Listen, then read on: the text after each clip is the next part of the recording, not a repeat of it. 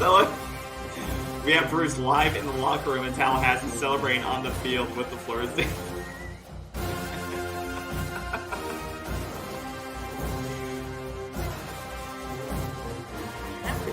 And I don't know why.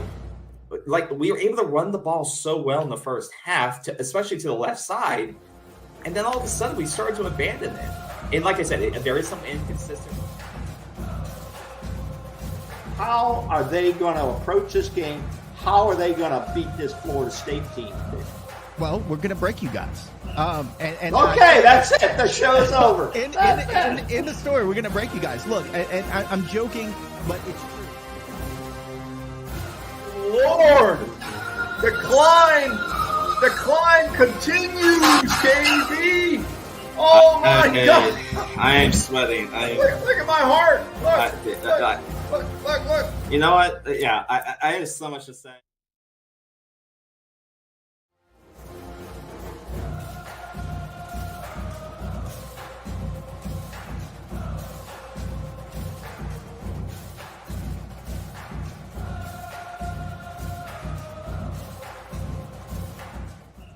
All right, and welcome back to another episode of Seminole Sideline 365. I am KB, and as always, the old man is next to me. Last time we spoke, we were coming off the shocking news of the college football playoff, and we went on for 3 hours. So my goal is to not go for 3 hours and not have an emotional breakdown, but you never know. You never know what news is going to bring. Especially during a Thursday, right before the big news dump day of Friday. So, and it's transfer portal season. And I think we already had sort of another one of those moments for Florida State fans earlier this week that we'll talk about. But, yeah, our goal tonight is to, talk, kind of recap more of the aftermath of the big decision last Sunday on the, our placement in the Orange Bowl, the consolation prize, as many are saying. What we think about that. We won't focus too much on that because you can go to Twitter and every other social media site you want to see the opinions there, and you're probably tired of hearing it by now, but it needs to be continue to be brought up because I think we all agree that this is an issue that needs to be surfaced for as long as possible because it is a travesty. And then we'll talk about the portal. Portal season has officially started as of December 4th. It's been hot and heavy and everything in between. Florida State's lost players, obviously. We knew that was going to happen. That shouldn't be a surprise to any fan because all schools are losing players, right? The top schools, the bottom schools. Everyone's losing players. But now we want to see which players are Florida State targeting. There's been some noise, but I think it's been a little bit surprising. We haven't maybe heard more about who's coming to visit Florida State and who they're targeting. So we'll talk about who we're hearing about, who we think they should go after. Obviously, we're giving our quote unquote expert opinions on this, but I think it's always a fun discussion to see who you all think we should go after, who's on your radar, and we can discuss it in open forum here and just have some fun with it. But before we get into that, and then we'll go through any other college football news we saw that's out there that we want to discuss, and then we'll wrap it up on this Thursday. Old man, how's it going? How's your week going? Yeah, it's busy. I mean, busy mainly tracking news about Florida State, tracking portal, and venting. Myself, I have sent out lots of my opinion, not necessarily your opinion. If we agree, then I kind of put it out under both our names.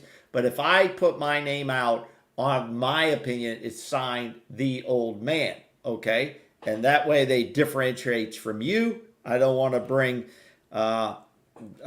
crap to you if you don't deserve it.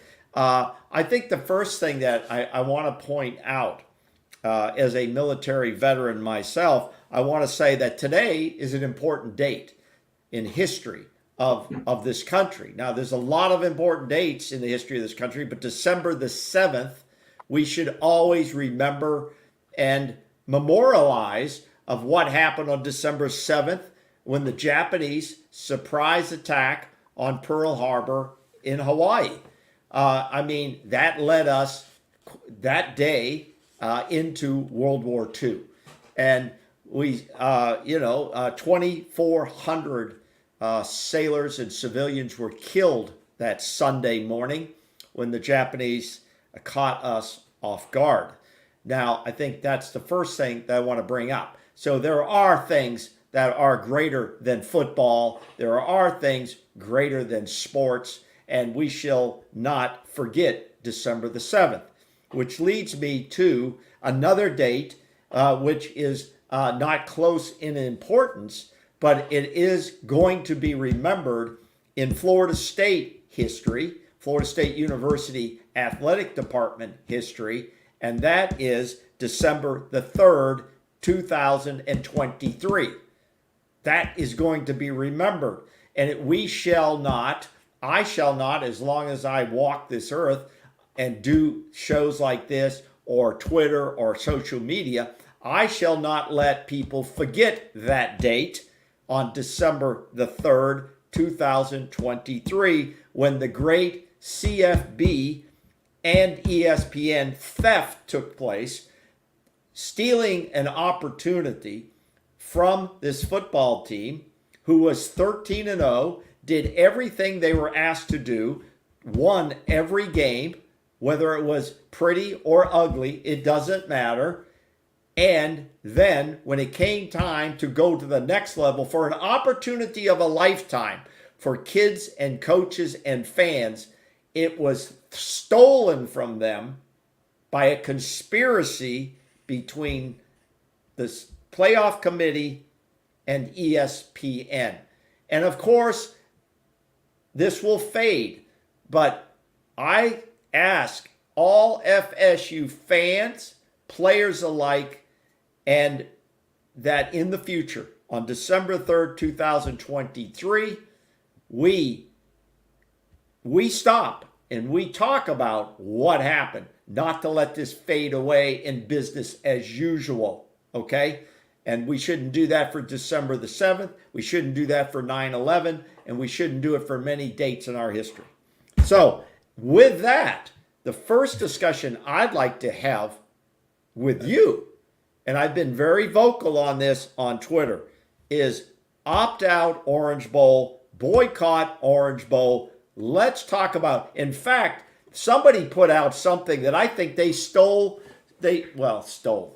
borrowed, let's be that way, borrowed something you put out on the show on Sunday. Exactly, almost word for word that you were talking about, KB, on what Florida State should do. Obviously, we've accepted the invitation. Now what do we do with the invitation? You kind of laid out a scenario. Go down, have everybody show up, warm up, and then walk off the field. I saw another guy post that. He got thousands of views, and I'm saying that's what KB put out. Yeah, but there was no one giving you credit for I don't care about and that. That's okay. It's not okay. It's an opinion. It's not a unique opinion. It's okay. It's okay. So we're not here to derive that. What I'm saying to you, KB, opt out. Are you still on board? You were on Sunday. Opt out of Orange Bowl and boycott Orange Bowl. However, let me say this, and I've said this. Any fan who decides to go, that's your decision. We're not going to berate you for that.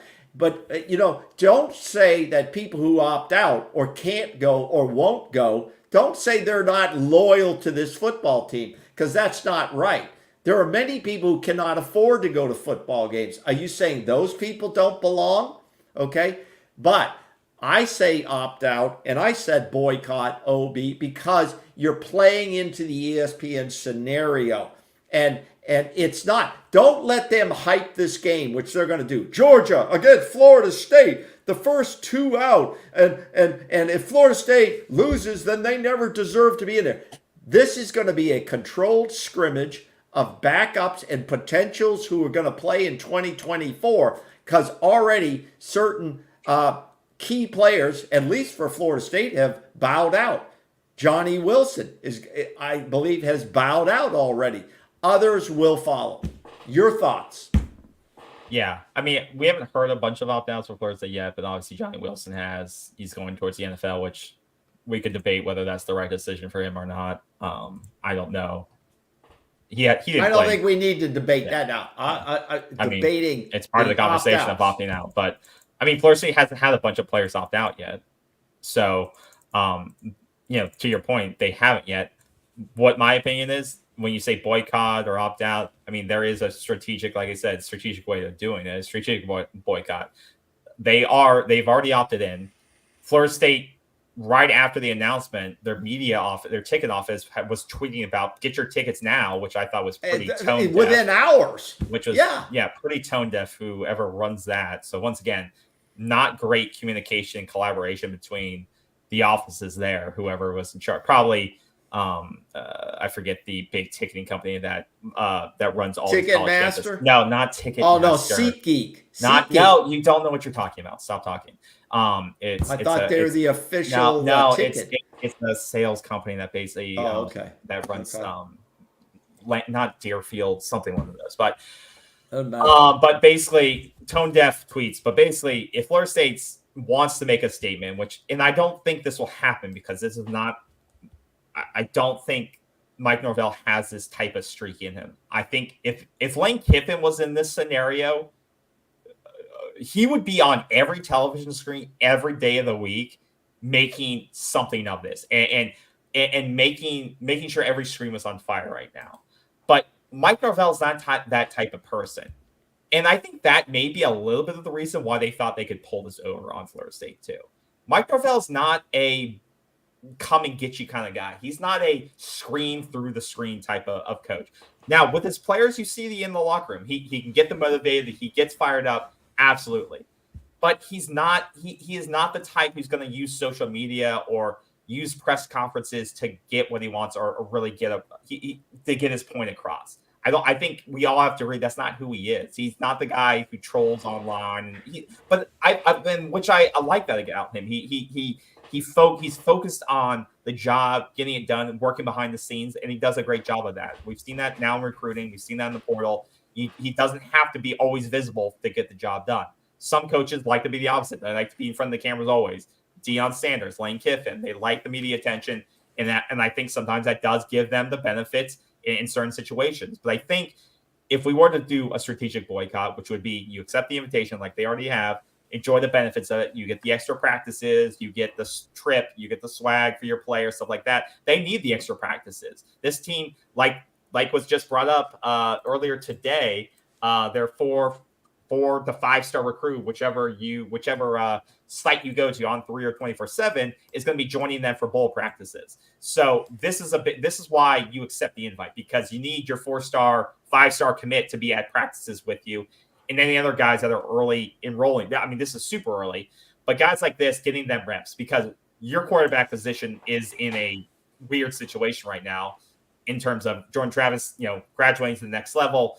You have guys that have 0 reps, and now you're losing Duffy, which, is losing depth and young depth there.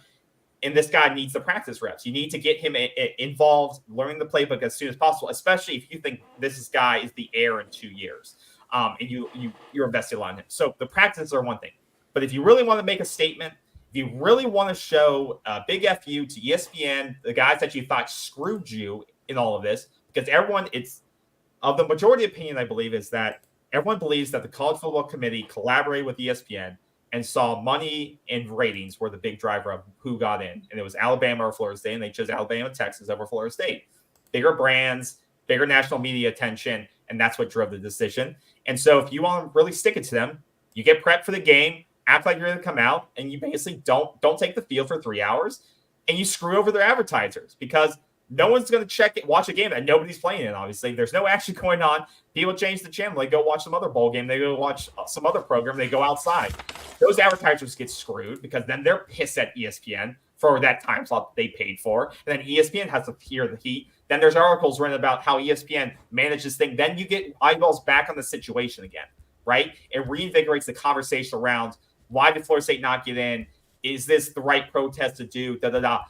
That's how I think certain coaches would approach this. I think that's how maybe a Lane Kiffin would approach it if he was in this type of scenario. I think if Lane Kiffin was in this scenario, there's no way in hell they play this game. Or he's on every television network. He's on McAfee getting interviewed one-on-one. He's gonna let Kirk and those guys have it every single day.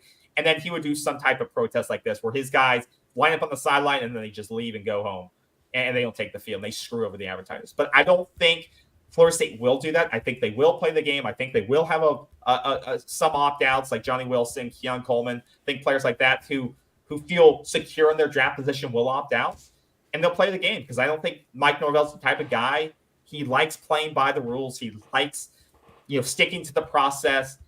He's just a stand-up guy who thinks, okay, well, we can only control what we control right now. We got screwed, but we can't let it affect what we do on the field. We need the practices. We need to get better. We're going to go for it. So that's really, they'll play the game. I don't think they should. And if a different coach was in charge, I think different things would happen. But, I trust Norvell. I trust what his process, and it's worked so far. So who am I to judge against him? That's my call. Okay, let me answer to some of your statements. I don't totally disagree with what you say. First of all, we accepted the invite on Sunday. Yeah, that's a done deal. The ticket came in. We said yes. Okay. To me, that's the corporate mentality. Anything I say now is not a rip on Florida State. It's not a rip on Mike Norvell. We're not endorsing Lane Kiffin. He's got his own issues. Yeah, I would not want Lane Kiffin as my head coach. On Sunday, the invite came in to a New Year's Six bowl, whatever you want to call it, the Orange Bowl, which is a great history, okay? We won a national championship in the Orange Bowl. When Scott Bentley kicked a field goal, we beat Nebraska. We've been to, and we've lost national championships down there. It has a big history. In any other year, I would not be ever saying this, okay? I would not be saying this. This is my circumstances, though, given this year. Now, the corporate mentality kicks in when you're talking about presidents of universities, head football coaches making millions of dollars, as well as athletic directors who have careers as well. So when the career corporate mentality kicks in, okay, you accept the invitation. They sent out very strongly worded correspondence that made national media, correct? All right. Very strongly worded from Norvell, very strongly worded from, I believe, our athletic director and president of the universities. We came out and said what we had to say. So we've accepted the invite. We're going to play the game.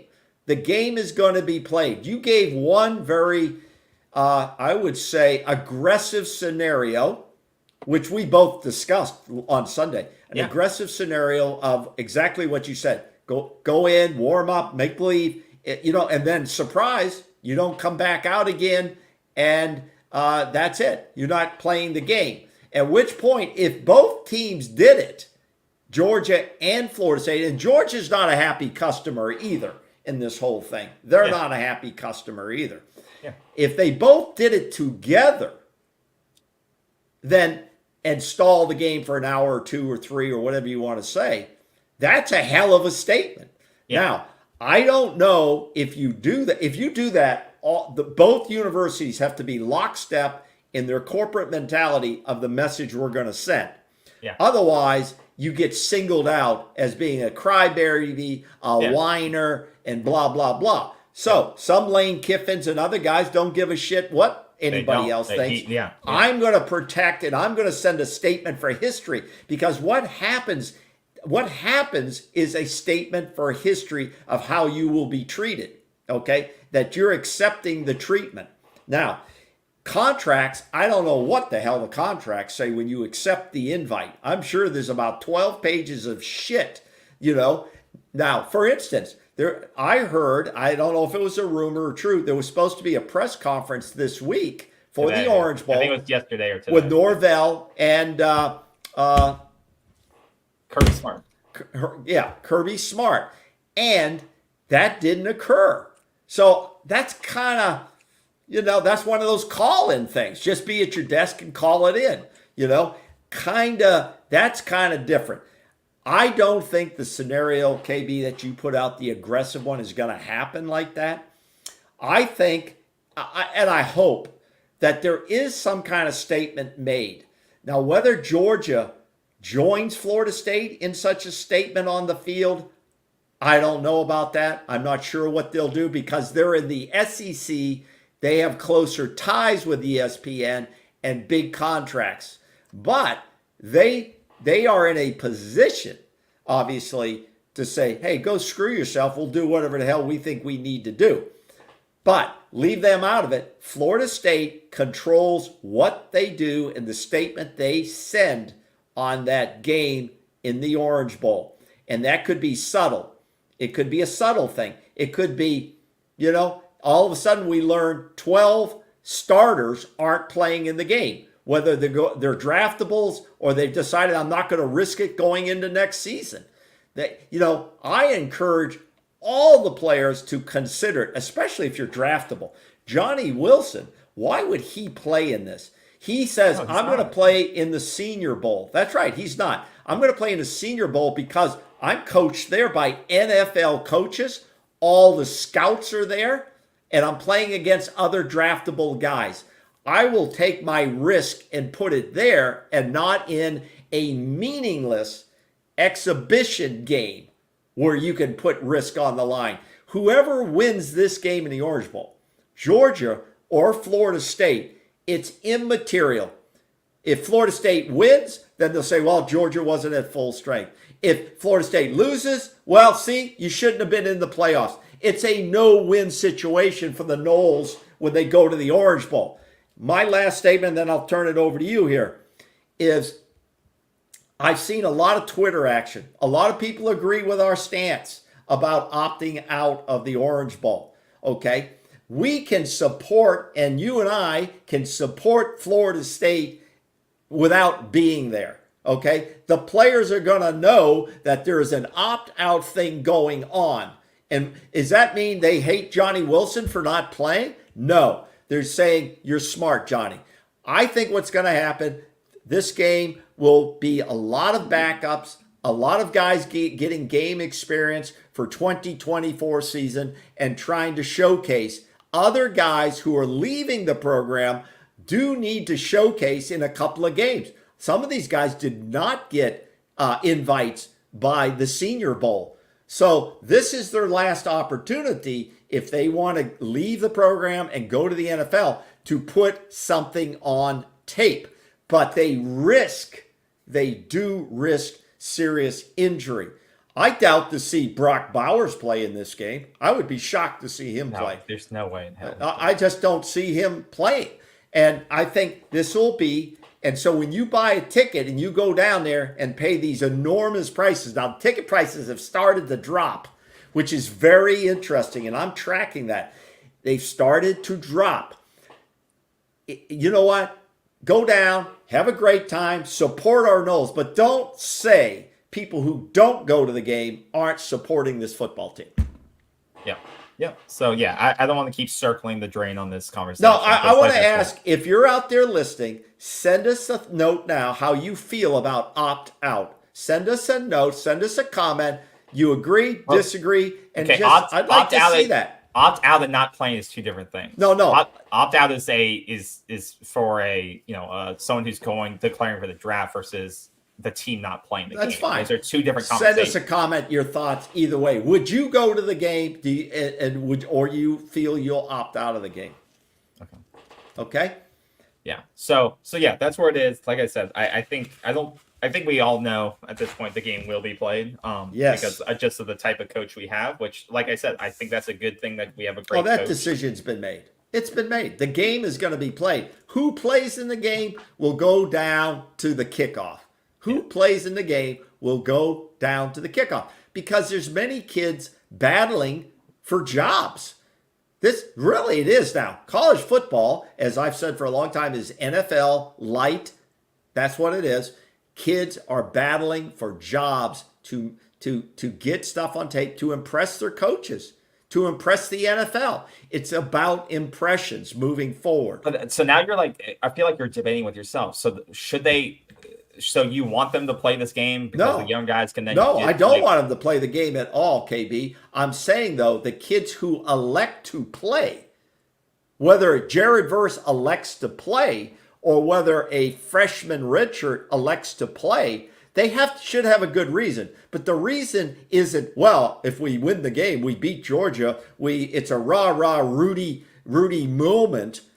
It's stupid because you're risking a career-ending injury for nothing, okay, unless you have something to play for. But it can't be for glory over the University of Georgia. It doesn't make any sense to me. Yep. And if I was an agent or a father of a player, I would have to think about it. Even for a kid who's playing on the Knolls in 2024. What do you mean? Okay. What do you mean by that? What I mean by that is if I'm an established player, but I'm not going to the NFL, I'm just going to get NIL money maybe from Florida State or something of that. Okay, am I under obligation to play? Am I under obligation to play in every game, or can I opt out? Does that violate my NIL contract? But my whole point is, what difference what difference does it make if we win or lose this game?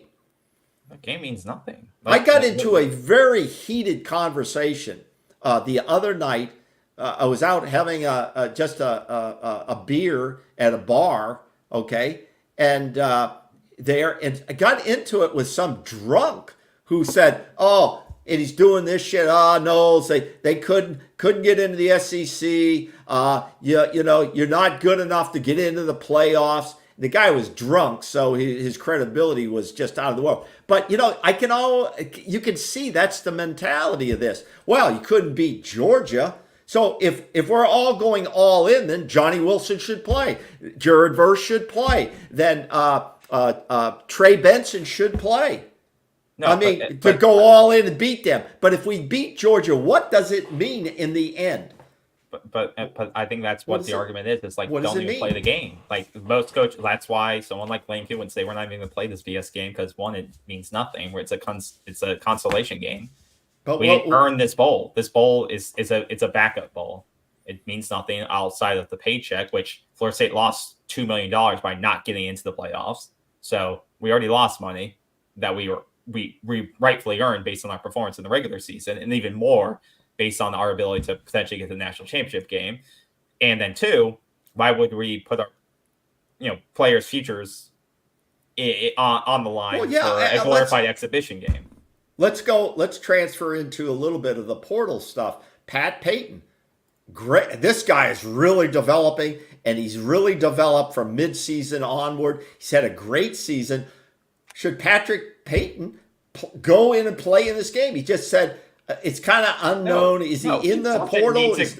He doesn't need to. Well, one. Okay, this is what we're talking about, though, KB. But why? Who plays and who doesn't? If I'm a kid, if I'm a redshirt freshman, like some of these guys that have gone into the portal now, Schrader, he's an offensive lineman. Yeah, he needs to play. Is he just giving up? He needs to play. He needs to play in this game. He's onto the portal, and I believe he can play, right? Can he practice and play? It's up to the coaching staff, but yeah. Okay, it's up to the coaching staff. But they should say to him, "Okay, you're in the portal. We're good with that. Like you're CJ okay, Campbell, but you he's in can the portal. play." He's going to be playing. He's only got 35 snaps in a year. Exactly. But he's going to be playing. This is my point. The game is an exhibition for kids who need to show something. If you've shown something, the game is meaningless. Well, like whether last you year, beat too, Georgia or not. If Georgia Mari beats Gaynor us, played in the bowl last year for us, and then he went to UNC. Exactly. After. This is my point. Have a good reason to play. This is not disrespectful to your coach. It's not disrespectful to your football team. It's not disrespectful to the fan base if you don't play. And it's not disrespectful if I don't show up for the game as a fan. Period. No. But there are going to be some players who say, we versus me, and I want to play with my teammates, and I don't fault them for that either. That's okay. They're taking a risk, That's but there okay. are going to be certain players who are going to say, I want to play alongside my teammates because we've done it for 13 weeks. Why not a 14? That's okay. This is going to be a tricky thing for the coach to handle and the staff to handle, but you can handle it like men. You can handle it like adults. You can say, this is a business. We found out on Sunday, December the 3rd, that this is big business. So your decision is a personal decision for you and your family. And we get that, okay? You're not disrespecting anybody. I am not going to disrespect any player that doesn't show and play in this game because they have a reason not to, because it's meaningless. No fan should be harassing a kid for sitting out of the game. And no fan should be harassing a player, and no fan should be harassing another fan for not attending or saying, well, if you don't go, you're not really supporting the team. Bullshit. That's not true. There's many fans over many years never get to a game. You're calling those fans out? No, I don't buy. I'm not buying into that, and I won't accept that. All right. Speaking of players who should play or players who not, you were talking about Patrick Payton. So news came out that he earlier in the week, and I was talking about the other bad news we got this week. So after Sunday, I think it was Monday or Tuesday, Patrick Payton announced that he was going to announce that he was entering the portal. It sounds like he may have now deleted the tweet. So I don't think it's social media is still saying, yeah, he's on that. But I don't know if it's actually been confirmed that his name's in the database. That's the difference. Kids will first say, I'm going to be putting in the portal. But then if that name doesn't show up 24 hours later, like there's that processing process where they submit their name and then it has to show up. They can withdraw their name as well. And that's the part of that portal that I don't think a lot of people understand. So he can communicate, hey, I'm going to put my name in the portal so that coaches can start thinking about it, start putting their feelers out. But if that name doesn't show up in the database, then it's not official yet. What the rumor is that, this is probably the rumor, like I said, there are no facts around this, but what the Twitter experts and everyone was saying is that he wanted Jared Verse money, which was apparently, or he wanted more than Jared Verse was getting NIL wise. And so, like I said, quote unquote, he was wanting upwards of $1 million this upcoming season to stay. And he was putting that number out there for other coaches. One of two things may have happened. He may have, and I hate to say this word, but sometimes you can put too much value on yourself in terms of like, you may have broke the market with that number because, there may not be that much available money, right? I think Florida State does a very good job with NIL, and I don't think they're going to purposely underpay you. If they think you're a valuable player, they're going to do their best, I think, with what they've set up to keep you. And I don't think they're going to undervalue, or I should say not Florida State, but Battle's End and the NIL program. I don't think they're going to undervalue a Patrick Payton or a Jared Verse or Brandon Fisk, guys like that. So if he's like, I want double what Verse got, one, I don't think he's double the player that Jared Verse is. I think he's a very, very, very good player. Patrick Payton's developed into a great player with this team, coming in as a linebacker out of high school who was a skinny linebacker that they have now built into a defensive end.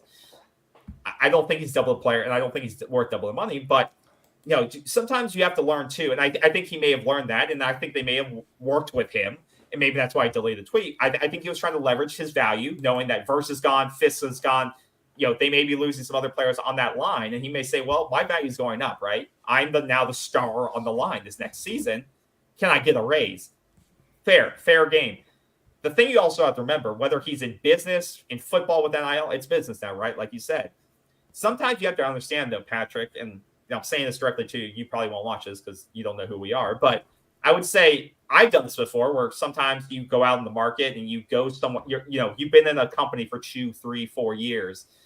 And they're like, maybe I'm not getting paid enough. Maybe I deserve more and I want a 30, 40K raise. I'm going to go to this company. And, it is sometimes you get comfortable where you are. You want to test yourself. You want to go get more money somewhere else and you go take a job with some other company. And then once you get there, you find out it sucks and the money's not worth it. And that's something that, you want to be compensated for what you're worth. Absolutely. I 100% agree with that. But I hope that, and I think a lot of players in this portal will learn that sometimes the grass isn't always greener, right? You go to places that maybe promise you more money, promise you more playing time, promise you X, Y, or Z, right? Or the NIL wing does. And you get in there, you're like, why did I leave a place that, maybe valued me or I knew, love the coaches. And now I'm somewhere that I don't really like.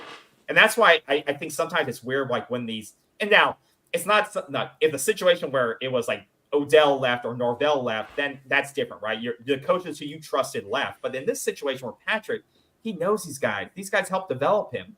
They've been around him since, he was a freshman. And for him to try to, I don't know. I think he may, like I said, be leveraging for a little bit more money, which I understand. But at the same time, I think he may find it that he's not going to find it much better anywhere else in terms of structure, the coaching staff, what they've been able to develop him. And I think it would be smart for him to stay. And I think ultimately there's a higher chance he stays than he goes. I think this was just a money conversation put publicly out there. I just hate for it because I like Patrick.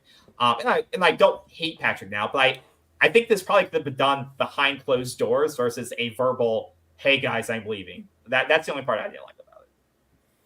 Yeah, I don't know about the informal or formal thing. There's certain, quote, NCAA regulations. In fact, I saw Saban on with McAfee, and he was going, McAfee said, "Well, who are you in Tennessee recruiting?" And Saban goes, "Well, I can't really talk about that because we're not supposed to be able to say who we're talking to during this period," or some bullshit. I don't know, but there's certain rules related. Now you're talking about money.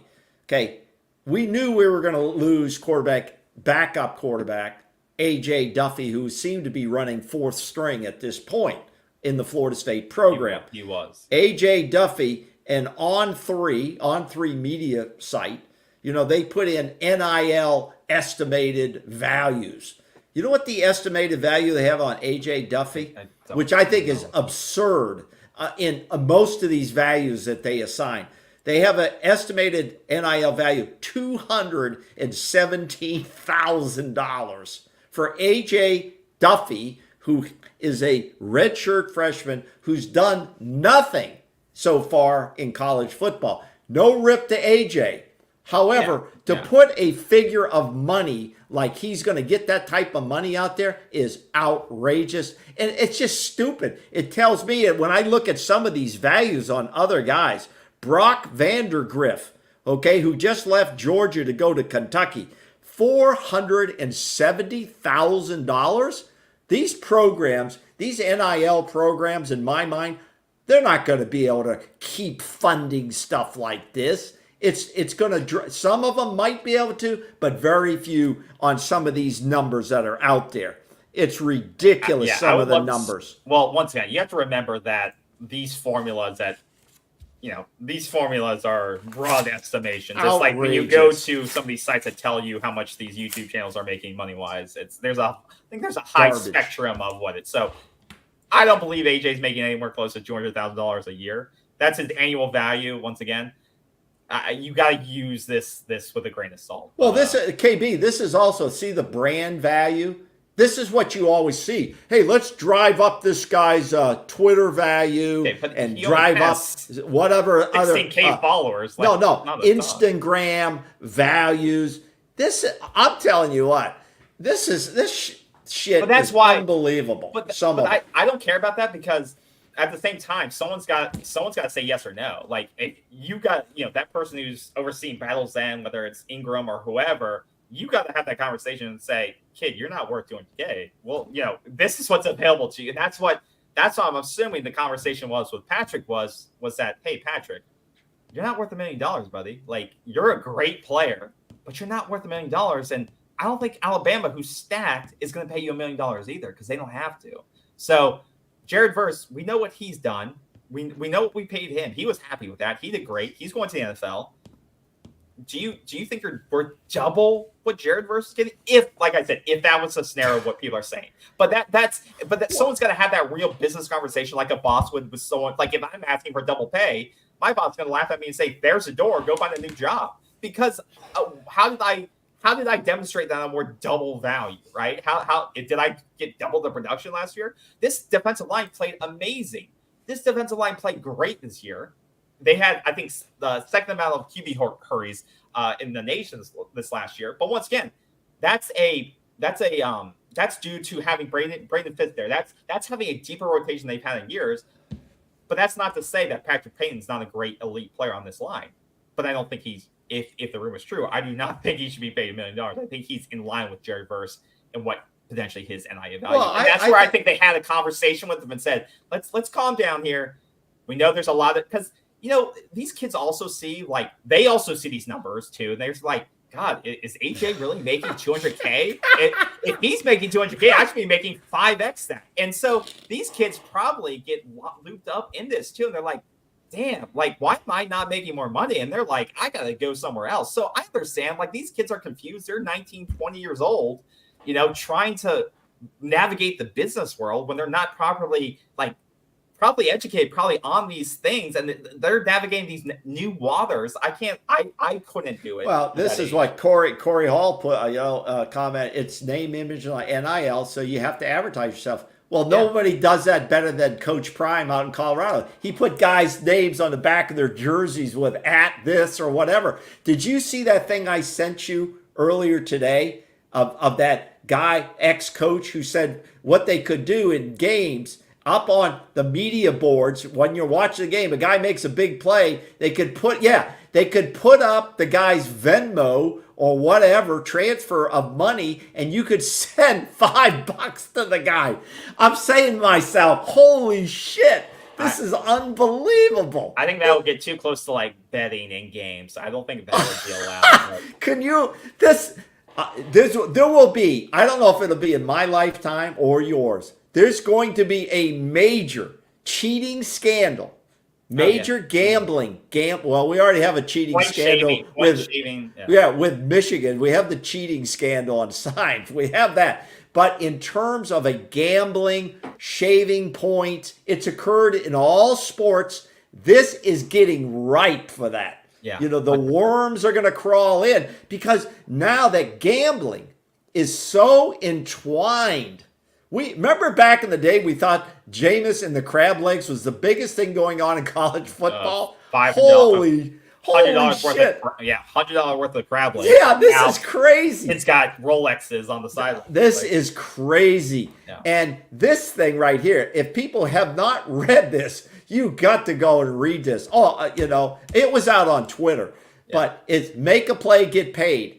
Unbelievable. It's kind of like super chat for us. You like what we say? You can send us 99 cents. If you don't send anything, know, but it's amazing what the hell is going on in college football. And if AJ Duffy wants $217,000, what does Cam Ward want? What does he want? Well, let's talk. Let's get back. Holy shit! So, like I said, we've seen a bunch of kids from Florida State jump into the portal so far. So let's talk about the guys that are really been important calls. Yeah, they're all important guys. Let's see who are the big ones. I think the biggest, Winston Wright. Not the biggest ones so far. I think are Marquiston, and really. Marquiston and potentially Bless Harris. I don't see Bless Harris. I don't know where you get that from. The reason I say Bless Harris, he's depth. He's depth. He played the second amount of most snaps on the offensive line. Look at the snap counts. This is the snap counts. He played 376 snaps at left tackle. Does he think he has great value out there? So that's the thing we don't know too. Is that I will say this in the coaches' meetings, they may say, "Bless, we're going to go out and we're going to look at another left tackle spot." Oh, no doubt. There's no doubt. You can either put yourself in or you can compete, and that could have been I think that's a lot of these conversations. And I'm not saying Bless Harris was a world changer on the offensive line. I think we all know the offensive line needs to continue to get better, and the way to do that is by going to portal. Thomas Schrader, he wasn't playing. He's going to be a senior. He's got, I think, just hasn't developed. Yeah, he never developed. He needs to get out, which that's I understand. Okay. But, Bless Harris, like you see here, 376 snaps, that's a lot of experience on the line. It's not dominating experience, but he played a lot of time on this line. So I think what, based on those numbers, I don't think he left maybe voluntarily. I think because he was the guy that came from that small school, I believe, in Texas. Yeah, Lamar. He came from Lamar. Yeah. So I think it's more of, hey, the Atkins probably talked to him. Was like, we're going to be looking for other options at left tackle potentially. You may, you can stay, compete, or you can go. This is just your reminder, and that's what all staffs, I feel like, do. The right staffs, I should say, do with their players. So they tell them. NC State, we saw, did it with MJ Morris. They said, we're going to look for another option.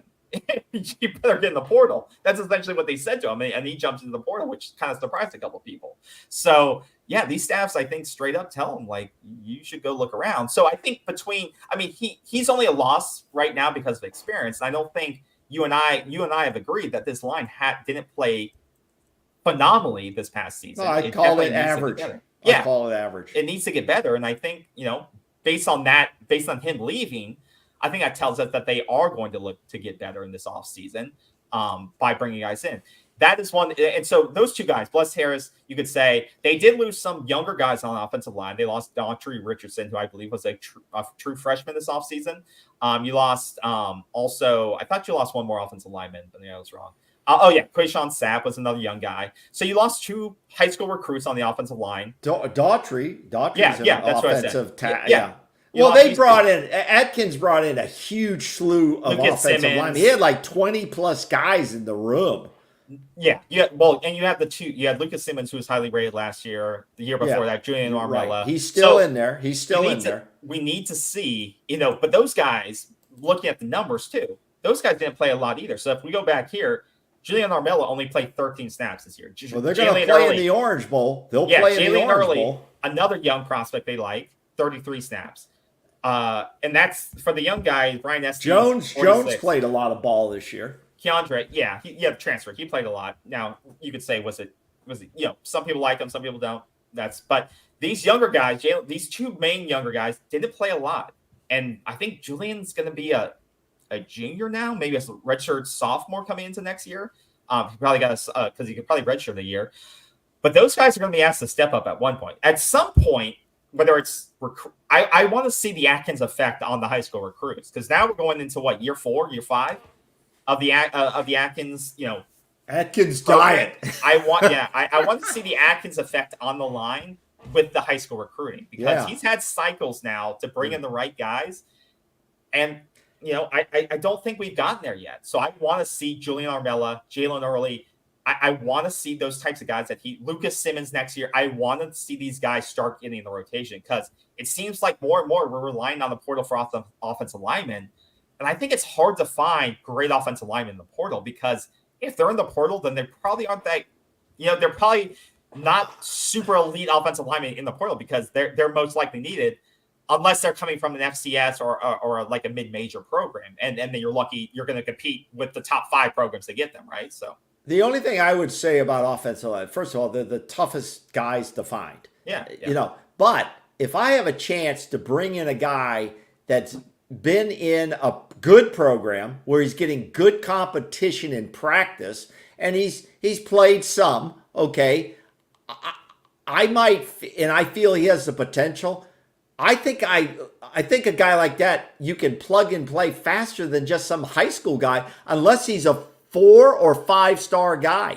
And that's why we're losing some of these guys, because they weren't 4 and 5 star guys, and they just cannot play at the level that we need them to play at. And we don't wish anybody well. We hope a guy like Daughtry, let's say, or Sapp, they may have to go down to more of a stepping stone program, where they can find that playing time that they desire to fully develop.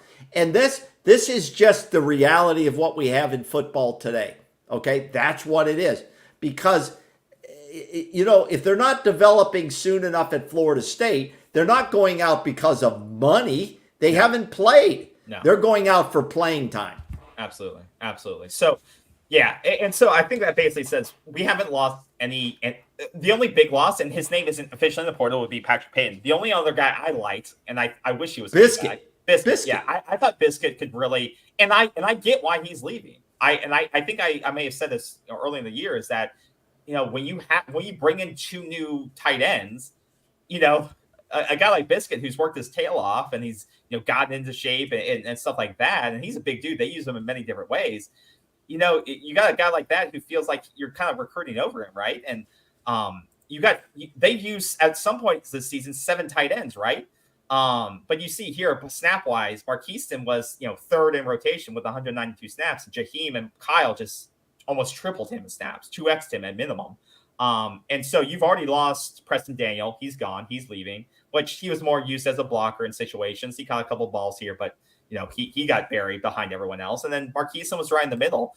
And when Marquiston has the ball, for his size, that dude is fast. Like, that guy can make plays with the ball, and we obviously know he can block as well. So, you're going to lose Jaheim more than likely, I believe he'll go to the NFL. You I think he has a will? year. He still I has don't eligibility, right? I think he could definitely develop more, but I don't think his development from South Carolina to Florida State has shown. I think he may just bet on himself and say, I'm just going to bet on my athleticism and see what the NFL says. Do you think he's a guy who would play in the Orange Bowl? If you're his agent, what would you tell him?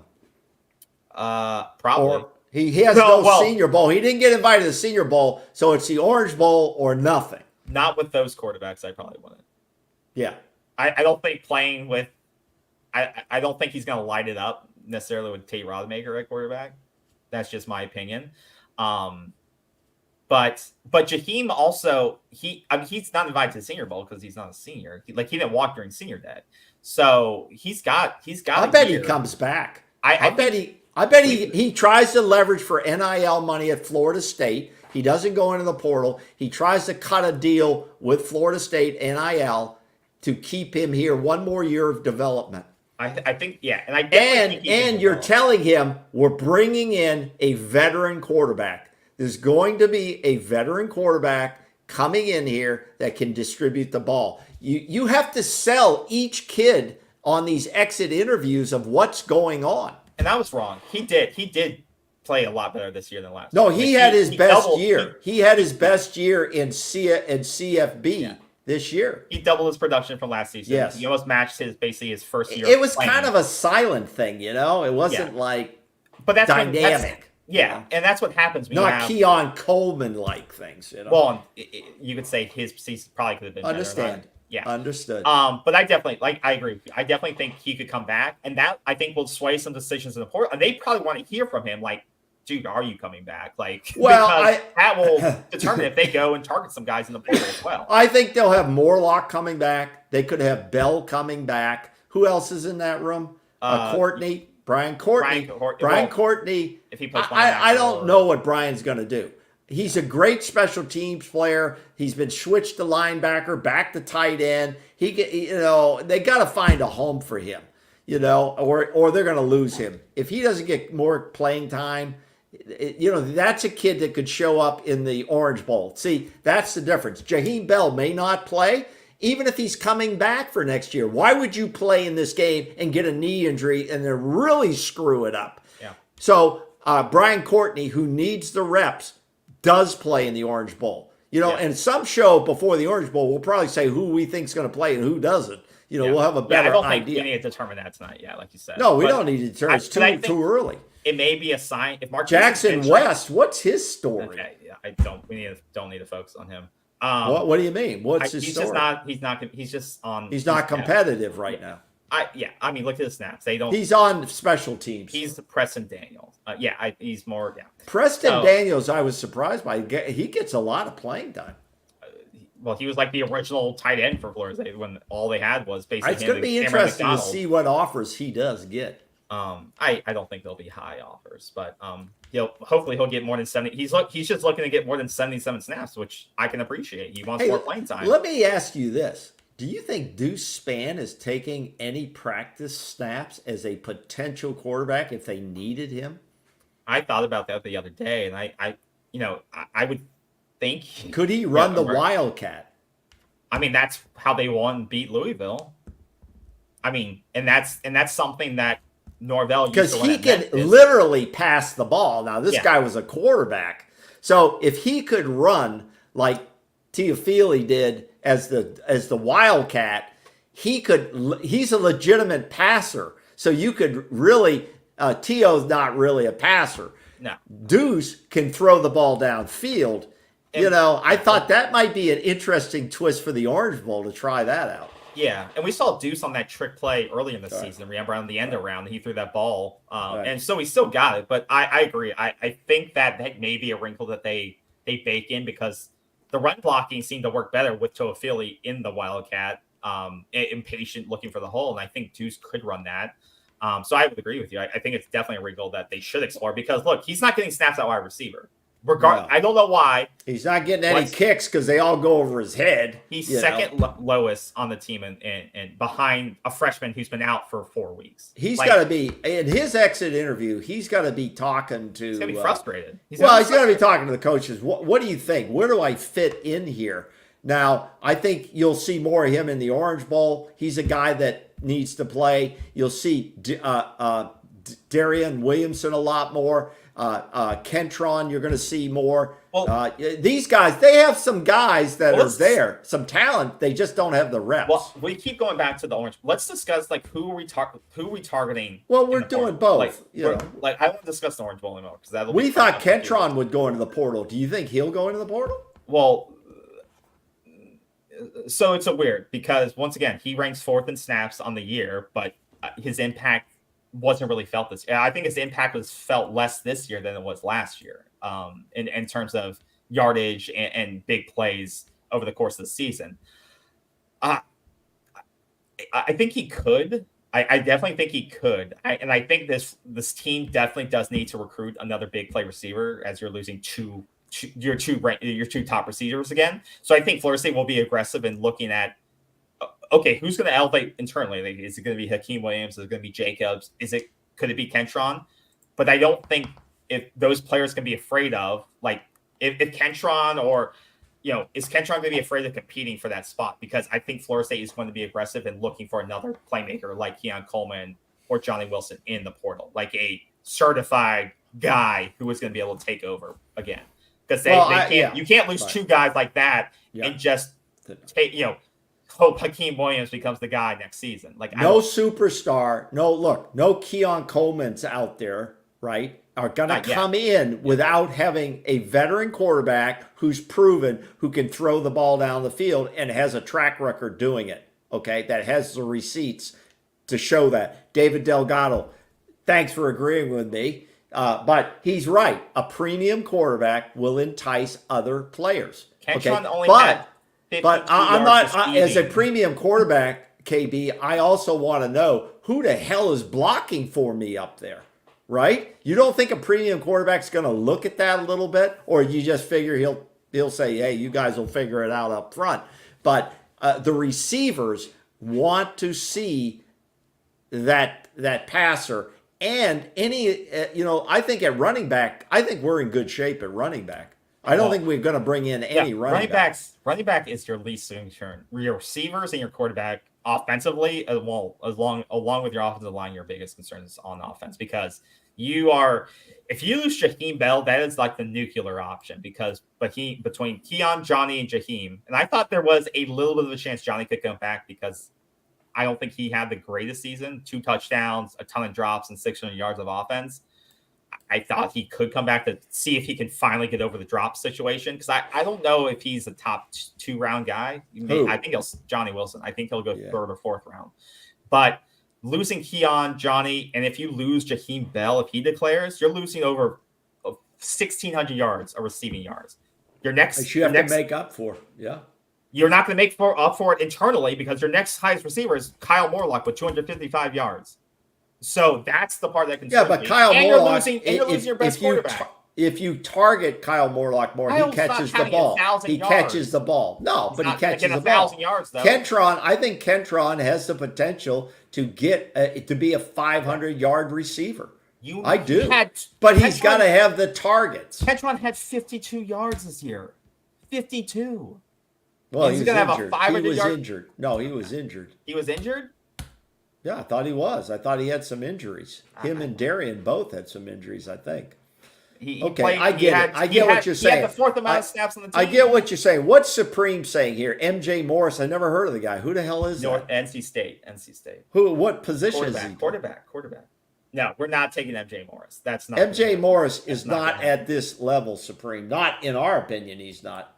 Well, you don't even know who he is. I don't even know. Well, there you go. I've never heard of the guy. You should look him up. But I don't like MJ Moore. I don't like him as a player. I don't think he'd be Florida State. And to your point, it may be hard to recruit a top quarterback when the offensive line is not elite.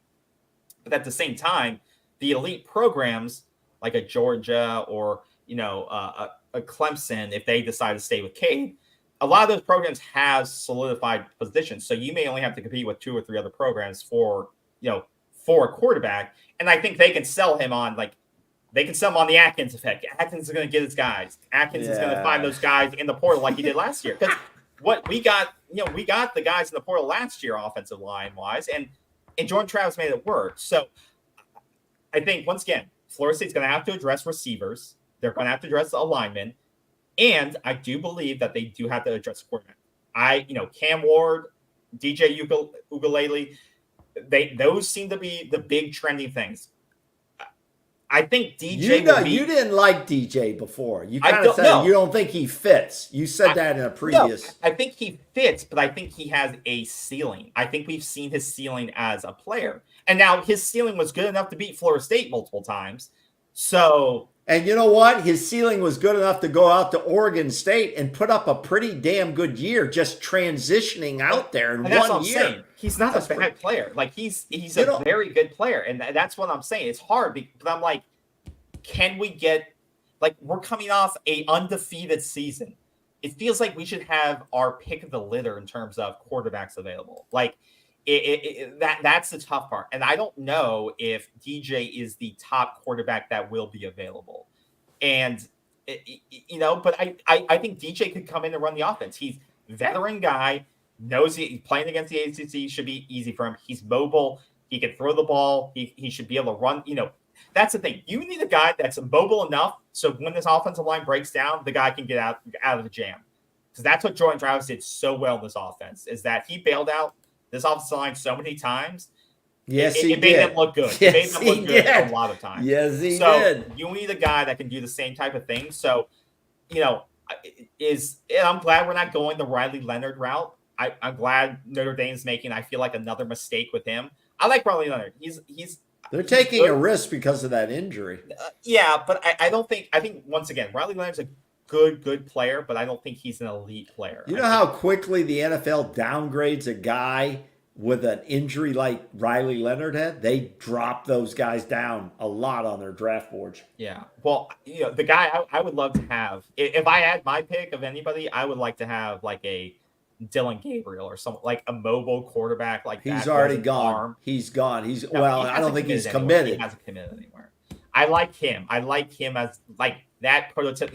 I know there's been some things against him in terms of he's 5'11", so that's not prototypical quarterback. But for a college offense that needs a guy who can throw the ball and be mobile and make big plays, I like that. That's my prototypical guy that I like. But I know there's going to be people who disagree with me. So if we go the DJ route, I'm fine with that. Well, let's agree. KB. And that works. And that works because that's a 1 year. That's a 1 year. Allow Luke to come in. Let Brock Glenn get more experience because if they believe that Brock and Glenn and Luke are the heir apparents to everything, those are the guys who will compete the year after in 2025 for the throne, and Mike's going all in with those guys, then let's get DJ and let's let him run this offense next year. All right, I gotta make a comment to Corey Halls here. Atkins will have us right. I've been hearing that for 3 or 4 seasons now, Corey. I think Atkins does a great job as an offensive line coach and getting recruits, portal and high school. However, of the 20-plus guys he's had in that room, the best we've produced so far is average. An average line. Okay, granted, the line was in shambles when he came into the program. Yes. So I give Coach Atkins plenty of accolades. Yes. However, the line has not developed to that, what I would say, average plus or good, where I could say it's good. I see too many of our quarterbacks, KB said it right, that George Travis bailed that line out a lot because the coverage broke down, the pass blocking broke down, and he had to run for his life. Okay, so I'm not quite there that I can say, oh, he'll cover us on this.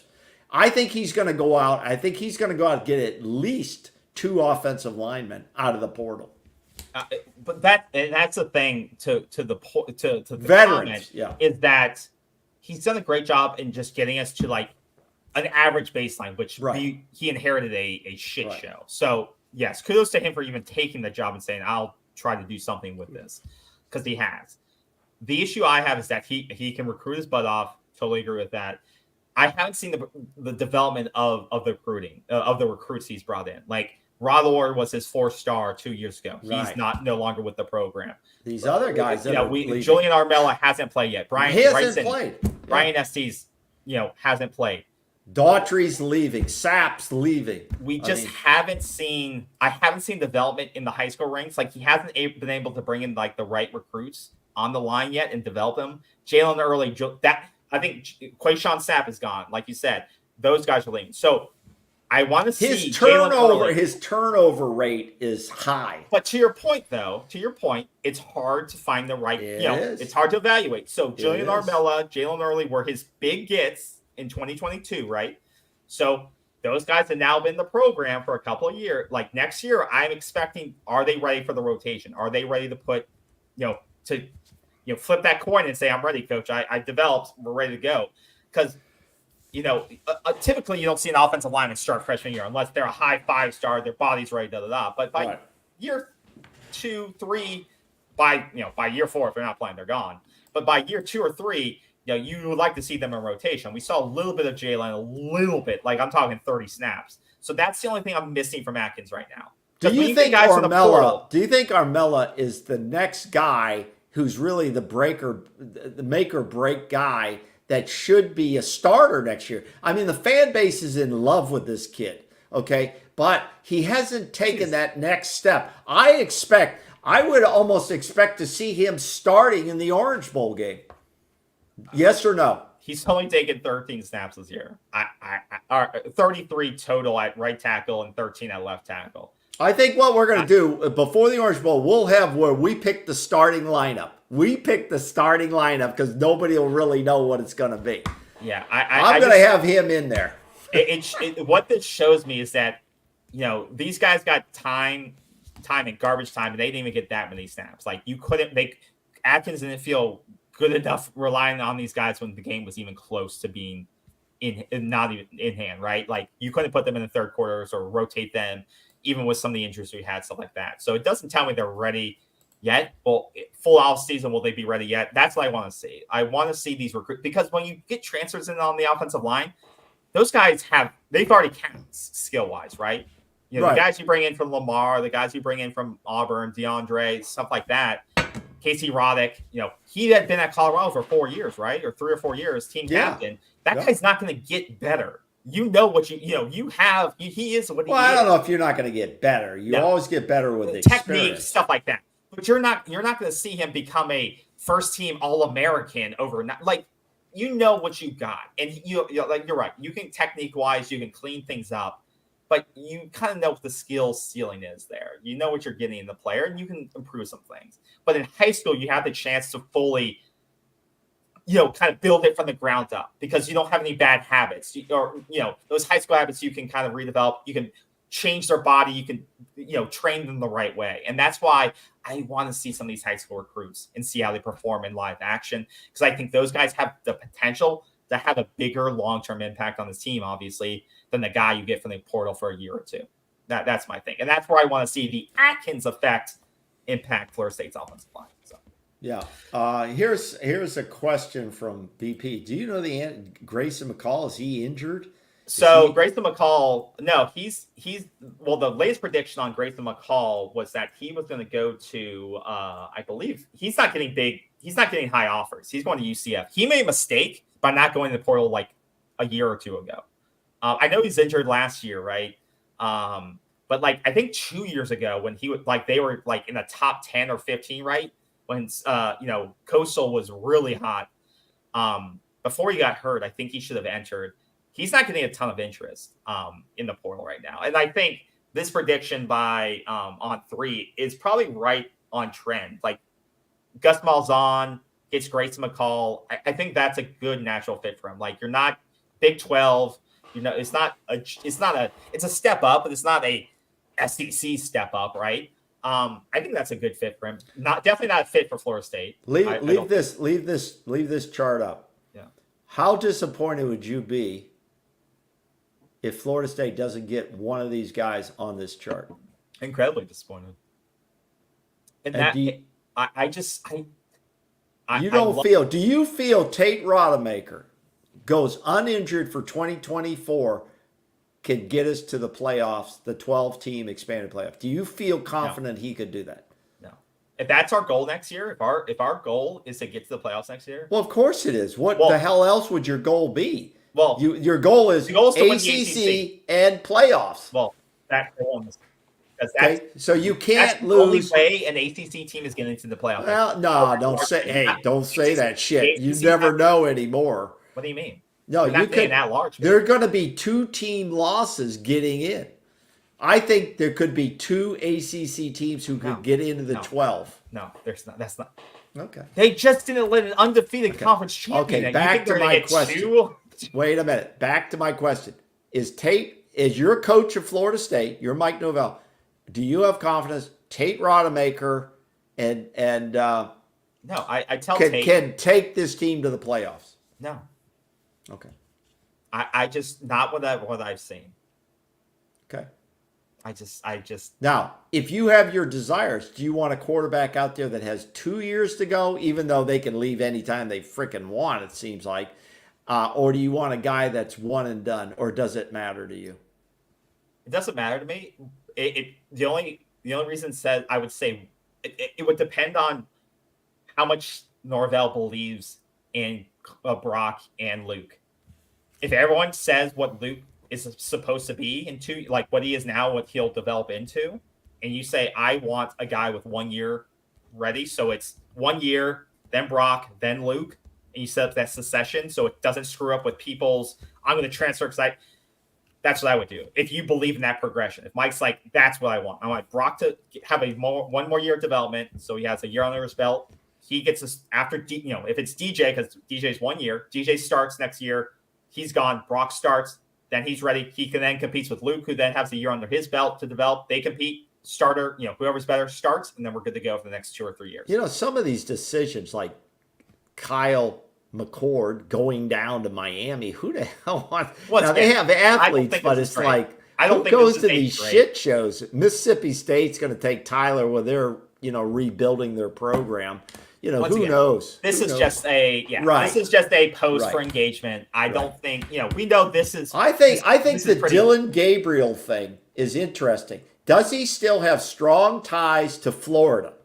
Does he have? I don't know if he does or not. Does he have a lot of family in Florida? It's a hell of a lot easier drive to see him play in Tallahassee than going to Oregon to see him He's play. from Hawaii. He's from Hawaii. Okay, well that doesn't. Oh, So I guess he'll go to Oregon. Shit. Yeah. Okay, you took that argument away, brother. So, Okay. So yeah. Uh, So yeah, I think once again, and there's not a lot of talk. I don't even see you like Will Howard. I don't see him on this list at all. Oh, I he's don't not think even on we're this gonna, I list. think he's going to command a He's lot not of USC. money. USC, yeah. So and Yeah. that would make sense. USC, He's gonna command a lot of money. they need to bounce back. But he's an East Coast guy. So once again, there's some big time guys. That's the thing. Florida State is in a weird position. Once again, you have the bounce back of not getting into playoffs, which definitely hurts you because guys want to compete for more, and that's definitely going to be negative recruiting. But that's negative recruiting against the entire ACC. So it's not like Miami can use it against you. It's not like Clemson can use that against you. It's not like Louisville can use that against you. It hurts the entire conference, but Florida could, or but Florida just went 5-7, so they can't really say they're losing players. They just lost their best running back in Trevor Etienne, who I think is going to go to Georgia now.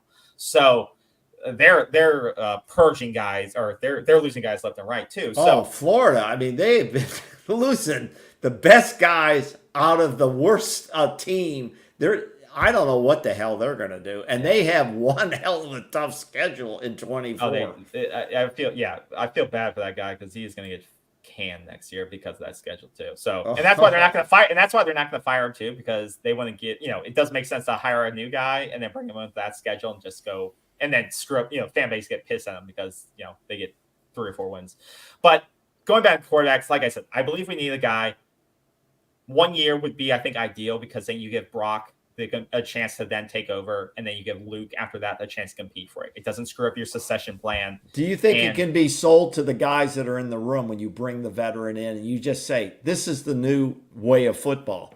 This Well- is no disrespect to you guys. Here's how we see this. If you have a problem, ask us questions. We're going to be totally honest with you. I think that's the key. And Mike Norvell seems to be this upfront, totally honest with his players. Here's the situation. And if you decide to leave, then we're going to wish you the best. And we'll give you a great resume builder going out the door. But you got to compete. Everybody competes. Well, yeah, exactly. And you have to frame it like that. Everyone competes here, even though we bring DJ or whoever. The job's still open, right? If you don't work your tail off in the off season, you don't work your tail off in the fall, nothing's guaranteed, and that's what you have to say it as. And it's always next man up. If you don't perform and you struggle, or if you get hurt, we just went to our third string quarterbacks this year because of injuries, right? And I think honestly you would potentially be able to keep Tate, because I think Tate's not going anywhere. and that's what it feels like. He's not going into the portal. That's not going to happen. And that's where I think you have. I think that's why you're in the place where you can go and get a guy, because I don't see Tate leaving. No, I just don't see him leaving. I think he likes Brock it. Glenn's not going to leave. He doesn't have enough tape. No, Tate's not going to leave. He doesn't have enough tape. And I think I honestly think Tate just likes. And I don't blame AJ for leaving, because he's going to get his $217,000. So I think Tate knows where he is, and I don't think he would transfer. And I think that would be a benefit to Florida State to say, oh, we got a veteran in who's led a team before that has meaningful snaps. Oh, and if shit goes down and somehow that person gets hurt or doesn't perform, then we do have Tate as that guy, that secondary backup who can come in and try to win games for us. So I think that's how it goes down. What do you think of this question from ZG? Do you think outside of the ACC championship, a one-loss ACC team can make the top 12 next year with a new format? I feel like, absolutely not. No, I think ACC is now a mid-major program. So think of it like basketball terms. You have outside of 64 teams, but my alumni is a part of the Atlantic 10. So, I grew up a Florida State fan because of my dad and everyone who went there. But I went to school at a mid-major program, and we're lucky to get into the NCAA tournament because we're not respected. And it's the same thing with Florida State. We're now a mid-major football program in the ACC. We're guilty by association. The ACC has no respect. We should have known that for a while, but it has no respect. And with a 12-team format, we'll be lucky. We're lucky to get the one on MAC bid, but you will not get two bids out of this. You will not get an at-large bid. That will be gobbled up by Liberty SEC and the Big Ten. No, because you don't think that the networks are like, God, we don't want a Liberty on this playoff format. But if you have a small conference player that's 12 or 13-0, they're going to take them in, or it really looks bad. It looks bad this year. They don't care. They control the narrative. I understand. They control the narrative. They don't care. They're worried about filling the stadium, filling the getting the eyeballs. That's what they care about.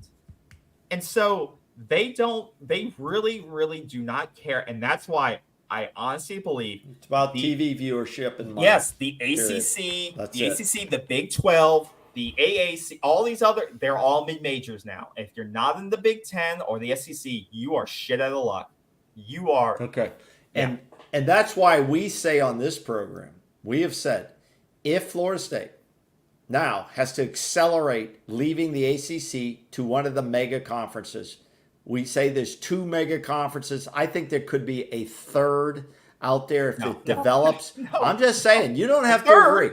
Okay, I'm just saying, listen, if we don't get into one of them, you are totally screwed. And here's how you get screwed.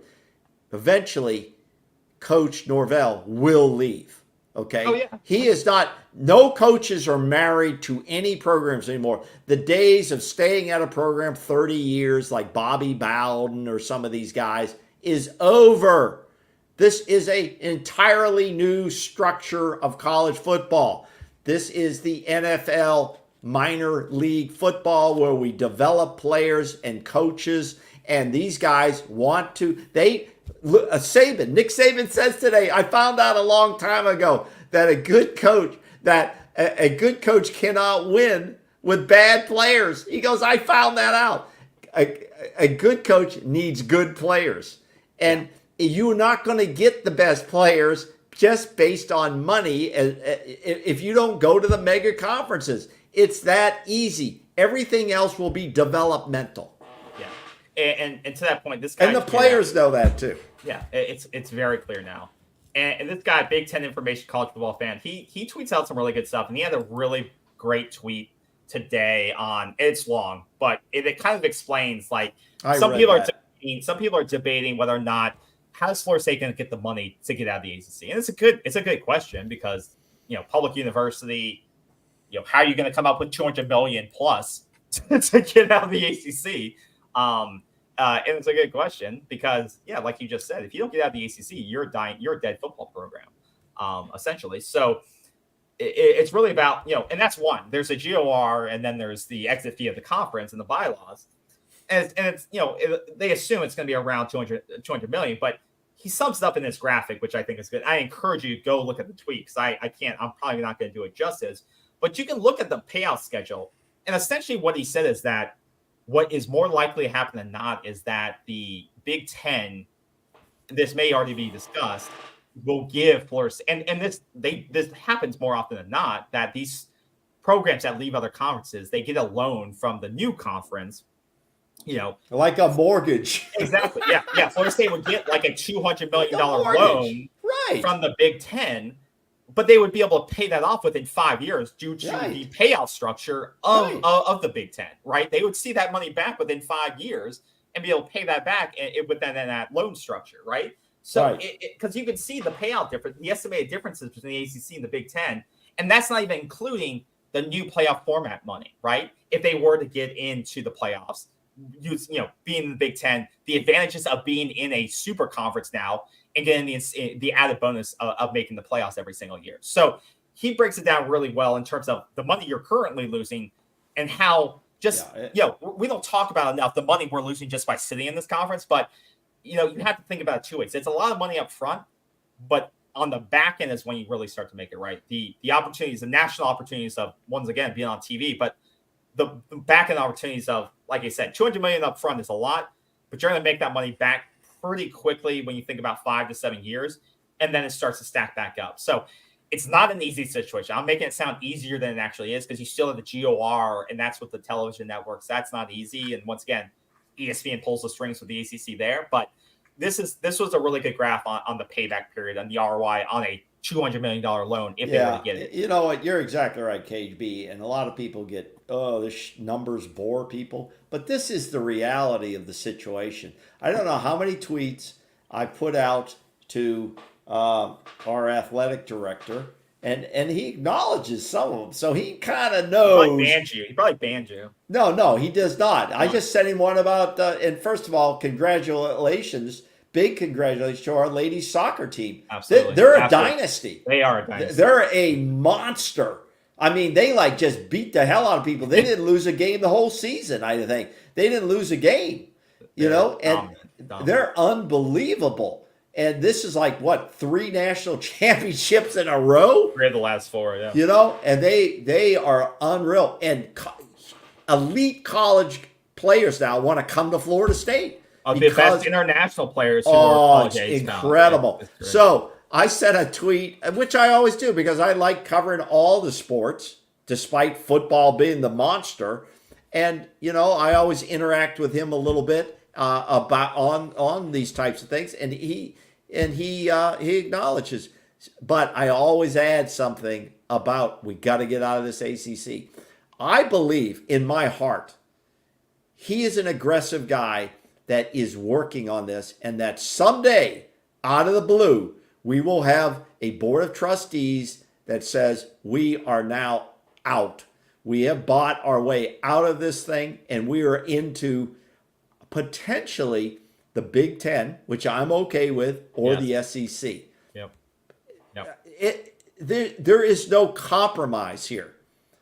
There was a famous general who once said, who was surrounded in World War II by the Germans. You know what he said? He goes, when you're surrounded, your choices are easy.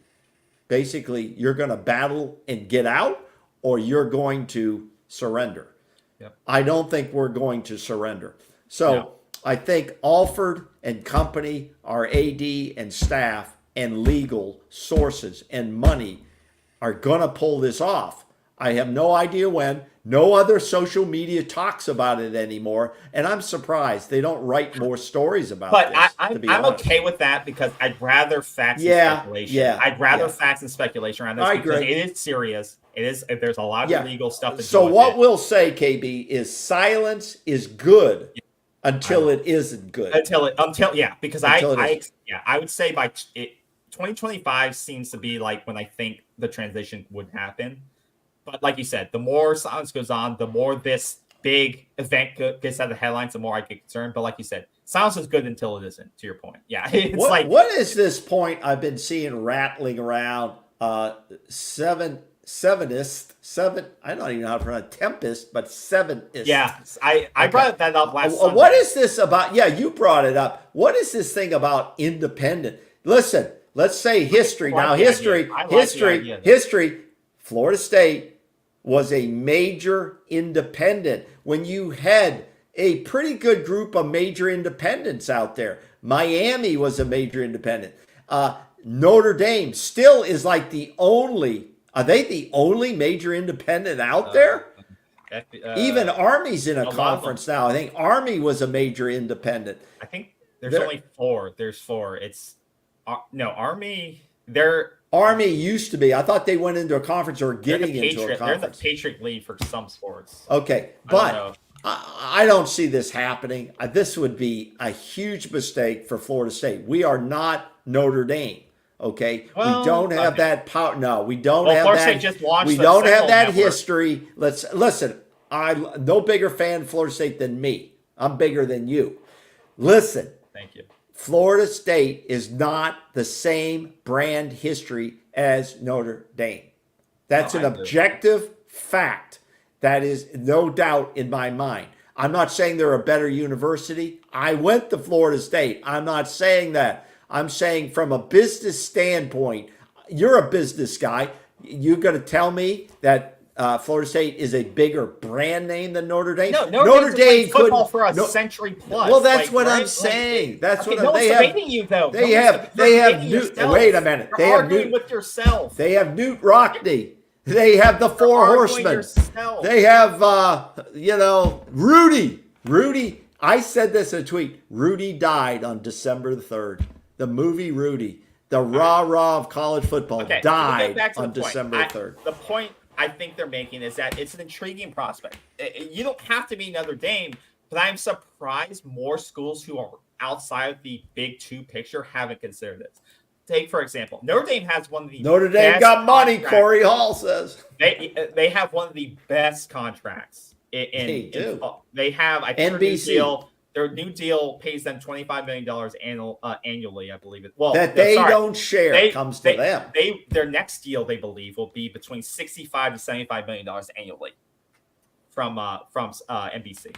$65 million to $75 million annually. They think the next deal will be. Wow. Now, right now, I believe, and then they get another $11 million from the ACC. Remember that too. Another $11 million from the ACC. What is Sempis saying? UMass and UConn aren't independent. That's what it's. Football. This is football. Oh, that's football. This is just football. Yeah. UMass is independent. Oh God, they need to get in something. Army's trying to get in something. I think. No, Navy used to be a major independent too. Yeah. So, but back to the point. But Florida State's not going to go independent. Period. Okay, period. Let's just talk about it, though. The idea is that they are getting paid out the yin yang for it. Florida State's only getting paid, like we saw, $39 million a year by the ACC for the next fiscal year, 24-25.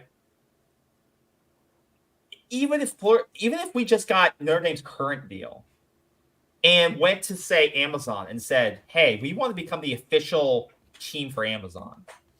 We want to get out of the ACC somehow. Say we got out of the ACC, but we want to be streamed exclusively on Amazon Prime or YouTube TV." You don't like. I'm surprised some team, some brand hasn't done that. And like you said, it's probably Florida State couldn't pull that off because they aren't the century-old Notre Dame, and like you said, the legacy of Notre Dame, which is different than almost every other school. I think it's Notre Dame, Michigan, and maybe one or two other schools have that type of international type of brand recognition. Not to say Florida State doesn't drive eyeballs, because they do, but it's different across everything they do, right? It's like touchdown, Jesus, everything. I think you'll see some of that in the Ireland game, because Irish, they set up real well for the Ireland game. But I'm saying, I'm surprised like we haven't seen like YouTube TV or Amazon Prime or one of these networks do the same deal NBC's kind of done and just say, we're going to exclusively stream your content. You'll be the official home of Florida State sports and cut a $40 million deal annually. I think it's risky. I think that would be a very risky deal. Instead of going Which side? Instead of going into the we know that there's the establishment and creation of at least 2 mega conferences. It's very clear. Okay, yeah. Even to the average viewer, it's very clear what's happening. It's being told what's happening. The Board of Trustees at Florida State said it's happening, and they said we must leave the ACC. It's clear what has to happen. For us not to get into one of those conferences or make our objective to get into one of those would be a huge mistake moving forward. I agree. I just like the idea that, because what the committee taught us this year is that your schedule doesn't matter. You can play anybody you want, essentially, as long as, now with the 12-team format, all you have to do is essentially win out or win your conference. They taught us this last year. Like, we could play LSU in the first game. It really doesn't matter as long as you look good doing it. Like, you have to look at every game, or nothing matters really. Schedule doesn't matter. Well, yeah. If you only have to win your conference, then why schedule these other national teams? Like Liberty is in one of the Big Six bowls this year. They played nobody, but they got into the same caliber of bowl Florida State did. That's what I'm saying. The eye test, which they talked about, if you don't win your championship, right? Let's say you play in the championship game. You're both undefeated going into the championship game. You lose by a field goal. Then, okay, so the champion moves forward. You could have a shot if you meet the eye test and you played an LSU. You played another rank. They're going to look at how many ranked teams you played. There's going to be teams in that position. And that's where the arguments of who falls in and who falls out is going to take place, just like this year, KB. What if Florida State? There's going to be somebody on the 13th and 14th bubbles. Oh, and it'll be an ACC team, I can guarantee you that. What if Florida State went independent, but they did the deal like Notre Dame does with the ACC, but they play? It's not going to happen. They do it the Big Ten, so they're independent. They can schedule USC, they can schedule Miami, they can schedule Florida. There's no reason to even talk about this. They do the Big Ten alignment where they get paid by the Big Ten too. It's not going to happen. I like the idea. Okay, so you like it, but it's not going to happen. You can like anything. Better than being the ACC, though. It's better than being the ACC, though. Well, I agree. Well. Yes. If you could cut the deal, then you're not sharing anything. You're on your own. You're an independent businessman. I agree. Get out of the ACC, then you cut whatever deals you want. The bottom line, and let's move on, because we have to get out of the ACC. Yep. I think silence is golden at this point. And someday we're going to all go, holy shit, let's get on the air. Because Florida State will have an exit date. Yeah. There's no way Mike Alford is sitting there and letting this shit say, oh, you know what? We just brought in SMU and Stanford, and this is really good shit. He has to address those numbers on that financial chart. Yeah. It's clear. Yeah. It's clear. And you know what? He doesn't want to have his legacy tied to this shit, or that he left and it didn't get done. Then he's the guy that left town, packed his bags, and left. Okay? Because Clemson is going to try to get the hell out, and Miami too. for sure. Absolutely. Absolutely. Okay. All right, got a couple of bits of news before we go. So we talked about how Florida State hasn't been really vocal about who's visiting. We haven't seen a lot of visits scheduled for Florida State yet in the portal. But this kid is defensive lineman from Pittsburgh. Had a pretty decent year last year. Big guy. I think he's like 6'4", 230-ish. Decent year at Pittsburgh. Pittsburgh had a decent start to the year, and then it kind of an okay year, I should say, last year. Nothing phenomenal, but he production-wise, 18 tackles, 6 tackles for loss, 5 sacks. This is the type of player. He's a young guy. Yeah, a player that definitely would be a great fit into this room. Once again, you're going to get Daryl Jackson back. Hopefully, nothing weird happens there. And Patrick Payton. Hopefully, yes, he deleted the tweet, so hopefully bring him back. But like you said, this is a young guy that's only had 1 year under his belt. And he's, like you said, he was a freshman playing last year with these numbers. So this is my ideal transfer, right? A guy who can come in, have 2+ years worth of more experience with you. Get some work, right? Further develop with Odell in the line and get even better. And this seems to be a trend with Florida State when they go and target transfers on the line. Is they try to get guys that haven't been in the system too long or don't have, kind of gems, diamonds in the rough, per se. Like, Jermaine Johnson had some time, but he was a rotational guy. They got the most out of him. Jared Verse, same type of thing. This reminds me a little bit of that guy who's not peaked yet, but he has so much potential, especially when he's so young. So this is a guy I hope Florida State can land, but this is a guy, too, I know that's going to have a lot of suitors. So once again, you're going to have to battle for this guy, but I think Florida State now has a track record of showing we can produce some defensive linemen. You're going to get the best coaching available to you if you come to Florida State, because you saw it this year with Fisk, with Verse, with Peyton, with Daryl, with Farmer. You're going to be able to shine, and hopefully you won't be able to be on the field for 100+ snaps. You'll be able to rotate, be fresh, and really come on. I agree, KB. I totally agree with you. I think this is a key get for this portal period and for building for next year. Is we saw how this defensive line, God, I wish there was another Brandon Fisk out there who's also going to the Senior Bowl. Yeah. Brandon Fisk is not going to play in that Orange Bowl game. There's no reason to. No. In my mind, I think it would be idiotic. Brandon Fisk was a monster pickup in the portal. Yeah. Nobody saw that coming. They saw this kid coming out of Western Michigan. He developed into a monster, for this team. But that rotation that you're talking about, rotating your defensive ends, your edge rushers, rotating the linebacker core, and even the defensive line. Yeah, look at the snap count. Yeah, look at the snap count. Over 4 guys on the interior had 150+ snaps this year. Edgewise, all 4 of them had 200+ snaps. Brian Turner, Gilbert Emmons included.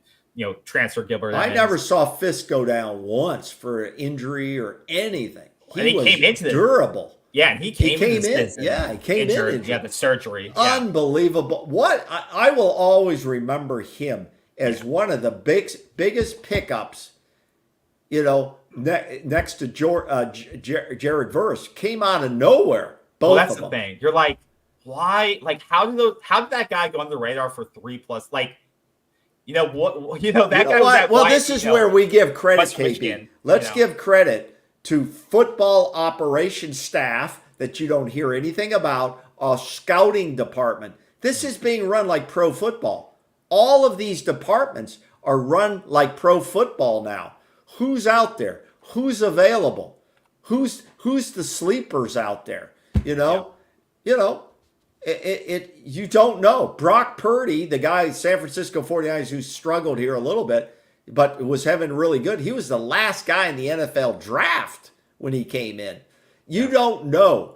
But if you have a good scouting department, they're looking through. They know guys now at the top of who's really doing good in some of these other schools at stepping stone programs. They kind of know who's going to jump out. They know in advance. But it's crazy. Like, he had been at Western Michigan for almost 5 years. Like, these guys, it's unbelievable. Like you said, credit to them, the scouting department. Credit to him for continuing to work at it. But let's give the scouting department at Florida State. It's incredible to see where these guys come. Like Jared Verse, like you said, from Albany. But This was a guy that was just playing in Michigan City, and Unbelievable. Western Michigan, middle, Oh, in Jared weather Verse like got this. very little accolades coming out of high school till Albany. Undersized. They said, like you said, now he's a monster of a man. So it's crazy to see. But Fisk hopefully, was unbelievable. And stick with defense. Adam Fuller got his. There was some rumors that Mike Elko at Texas A&M was trying to pull Bring him.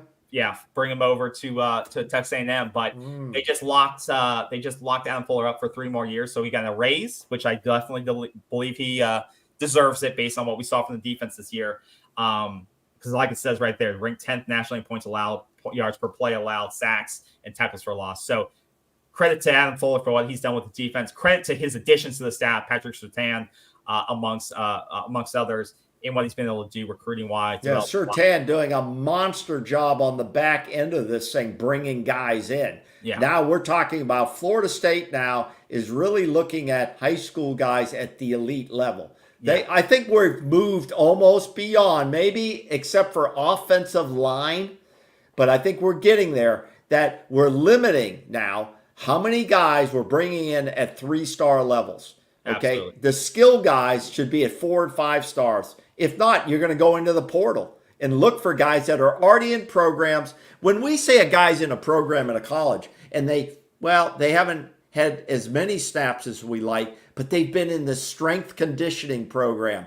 They're used to the college environment. They're used to what the new standards are. They've been acclimated. They've been acclimated to, and they're practicing against really good talent. Yeah, you don't get that out of high school guys. You don't get that out of high school. Very, very. Well, you know who's the guy who struggled, and I'm going to bring this up, is the guy. Florida State was trying to bring the guy in. He's from Florida. Who is that cornerback that went out to Colorado with Prime? He has struggled out there. And Prime even says that. Prime said he's not putting in the work. McLean? Yeah, Florida State wanted that guy. Kamari McLean. Yeah. He wanted him. I've seen Dion speak of him. He said he'll get better when he wants to get better. It's not a matter. It's probably good he went out there because there's a 5-star guy who's not right. Well, all right. Yeah. 5 stars doesn't guarantee you anything. We got to find another Braden Fisk out there. We got to find more verses. And the ops staff, the recruiting staff, they really should hang those guys up on their pictures on the board. This is our success rate here. That's the standard. That should be the standard. Playing Florida State's had pretty damn good picks in that portal. Yeah, absolutely. And because I think they pick the right guys. There's thousands of names in there. There's thousands of guys with 4-star transfer ratings like that. But they pick, like you said, they've gotten high picks. They've gotten great caliber players. They haven't had any bust in the portal yet. Not that I've seen. That I can remember. No, they picked. I mean, you could say Winston Wright, but he got hurt, so I don't. He got hurt. Him. That's not fair. Lyles, Kendall Lyles, who came in from Wisconsin, he got hurt. Injuries. Yeah, he got hurt. Those weren't busts. Those weren't busts. You're right. No, those aren't busts.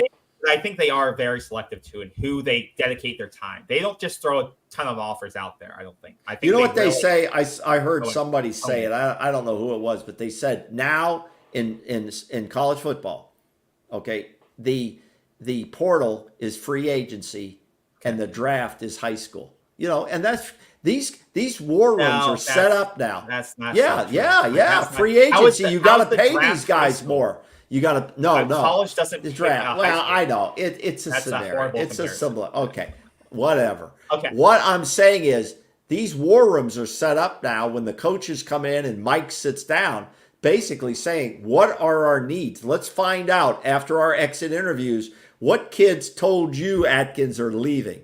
What kids do you think should leave? What kids are you counting on for next year? How many guys do you think we need to get in the portal and why?" Oh yeah.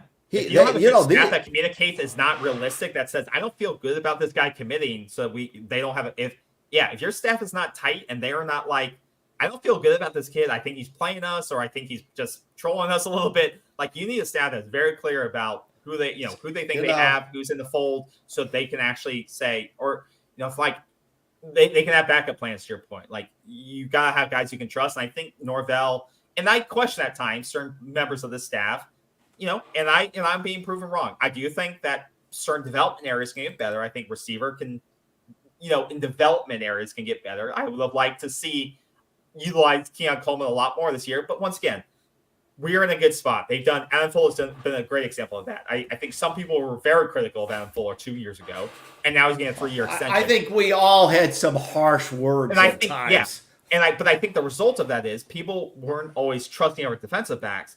You know what helps the defensive backs is when you have a dominant defensive line. Cutting down the amount of time the quarterback can sit back there and throw makes the defensive backs look better because they don't have to go run around on a receiver for 4 or 5 seconds. You cannot. There's no quarterback can cover a wide receiver for 4, 5, 6 seconds. And look how great of a season guys like unless Dent the receiver's really shitty. Like, Dent had one of his best seasons of the year. And I think it's direct correlation to how his defensive line played. And I think Dent he made big plays this year just on his own, but it's a direct correlation. Defensive back play to defensive line play. And those guys elevated their play both sides. And that's why it's so critical that we get guys like this guy from Pittsburgh, and they continue to invest both high school wise and transfer wise in that defensive line, because that's going to pay dividends like it did this year. So kudos to Coach Fuller, and he deserves that raise. So I hope his family gets some nice Christmas gifts. I will say this. I always thought football coaches were pretty much overpaid. Okay, I probably still think they're a little bit overpaid.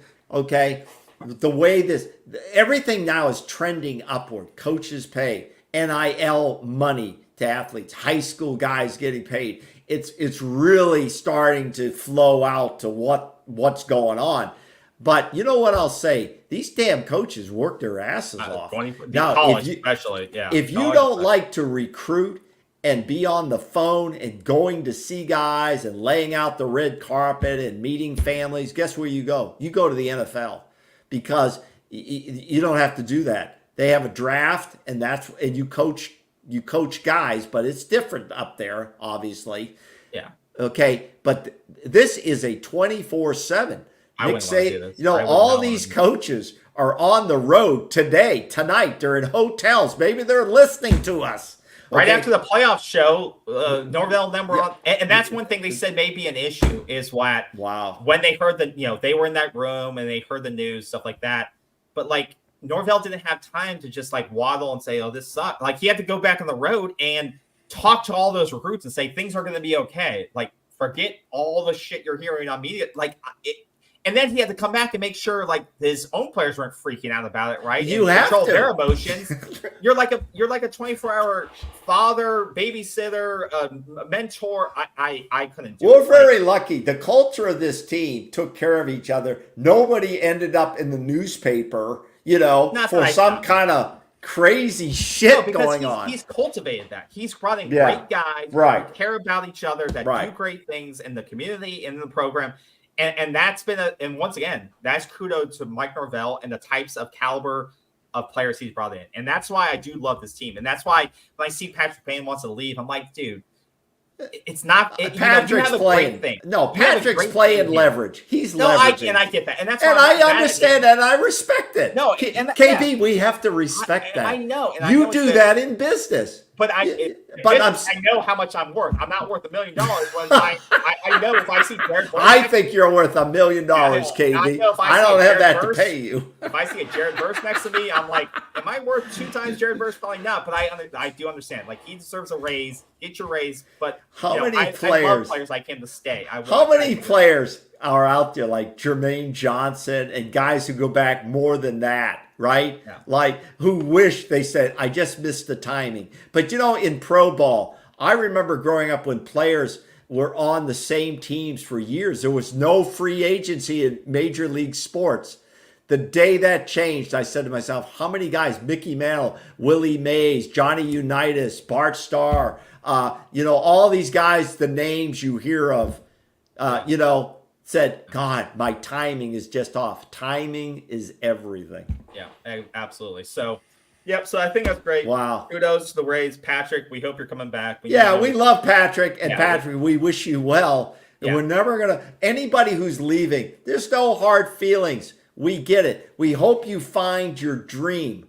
We hope you find it at Florida State. No, it's not stupid. It's sappy. It may sound sappy, but ESPN took a dream away from our team this year. That's true. That's not sappy.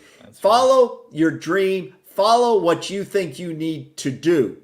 Period. But I do believe that Florida State is now a place where you can achieve what you want, regardless of what ESPN will tell you. Florida State is a program that can get you where you want to be. So, and I'm happy. Yeah, and you're going to compete yeah. for it because any winning program who wants to be in the playoff year in and year out. And let me tell you this: coaches are under more pressure now with an expanded playoff than ever before. If you can't make the top 12, what does that say about your program? Yeah, absolutely. Right? I agree. I totally Yeah, and that's why I don't. If it was a different format or things like that, I'm not sure if Florida State doesn't say, well, we'll roll Tate and see if he develops. But I think there is that pressure to say we got to make the top 12. We got to press because it's also the pressure of like saying, well, if we don't make the top 12, that sucks. But it's also like we're so close. We're only a couple players away from being the top 12, right? So there is that pressure of knowing like you don't have to be the best team. You just have to be in the top 12. And being the top 12 doesn't mean you're an elite team. It just means you're a pretty good team, right? So some of these teams are just a few players away, right, from changing themselves from 8 wins to 9 wins to 10 wins, right? And that could be the 12 playoff team. So it's going to be very interesting. Well, there will be in that expanded playoff, there will be 2 lost teams in there. 100%. There will be 2 and they'll lost probably be teams from the in FCC, and they'll probably be from the SEC and the Big Ten. Well, we don't know that. I'm not going to even speculate. There's so much speculation going on. I have the script. And let me say this too about Twitter. A lot of information out there. Certain sites putting out certain things. Conspiracy theories and all this. And I say I think there was a conspiracy going on. I really do in a way. But I'm saying that they're putting out all kind of stuff. Some of it's really kind of hard to swallow. But yes, Patrick, we hope you come back because you're a key player here. I think he's just leveraging for the money, and that's the way it works. The coaches do it. They have agents who leverage for them. So it's a learning process for everybody. I think our next show, KB, you and I will agree that the next one, planned, scheduled, will be something more about portal, more about Orange Bowl, and who's probably going to play. Who we think will be in the starting lineup. Is that fair? Yeah, I think that's fair. And that should be a fun show. That should be a fun show. But also, if you don't believe me about the top 12 thing, top 12 schools, if the playoffs are 12 teams today. Look at 13 was at 3 losses. Yeah.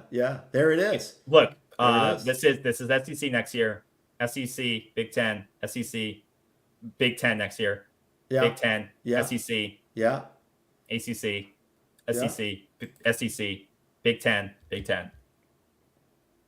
If you aren't in the Big Ten or SEC and you don't have an automatic bid from one of those conferences, you ain't getting in from. Well, I'm telling you. Well, you're right. You're right. For the ACC, you better win the ACC. You get an automatic invite. You got to win a conference championship from the ACC, or you're not getting an automatic bid. Well, I'm telling you. That's the sure way. Second place in the ACC is not getting in next year. Well, I don't. I'm telling you. You're telling me Florida State could be undefeated going to the ACC championship, lose by 3 points, have 1 loss, and not get in? I think so. I don't. They still an attractive brand to bring in on TV on the playoffs. I'm telling you. Man. Okay. Hey, what is this? We got a couple more. We'll take a couple more questions or comments, and then we're going to close it out for tonight. First of all, you guys have been great. We love you guys. We have a blast doing this. Please hit the subscribe and like if you haven't done that. Really helps us get the word out a little bit, and it really expands the program, which we love. Gio Shoebox. I haven't seen Gio before. Welcome to the program. What about the quarterback from Toledo? Do you know who Gio's talking about? Yeah, I saw him enter. Is he a starter quality? Yes. Well, that's the thing. These kids who come from the competition? Yeah. Well, that's the issue. He's got a ton of experience. Verse came from Albany, but he's not a quarterback. Well, that's the issue. Quarterback, there's a lot more processing going on in terms, what you're doing on the field. Did you look it up? Who the hell is it? No, I've heard of the kid. I haven't watched him, but I heard of definitely him. heard of the kid. You don't even know who it is. Well, Gio, who the hell is It's not it? like Give I'm us a scouting name. this kid every week. Why No, would I I ever know. watch a Toledo football game? They went Gio. 11-1 this year. They went 11-1. Gio, They were a who good is the team. kid? All right, let us know. They played no ranked teams this year other than Liberty. Oh, they didn't even play Liberty this year. Okay, Um, let's go to but- Chad. I Go don't ahead. think he's going to be on Florida State's radar. No, I don't think he's based on not. there's too many other good quality. Too quarterbacks. Not risk, to say too he's not. high a risk, too Yeah. much risk with But that choice. I think he could land at like an NC, like a mid-tier ACC school. Absolutely.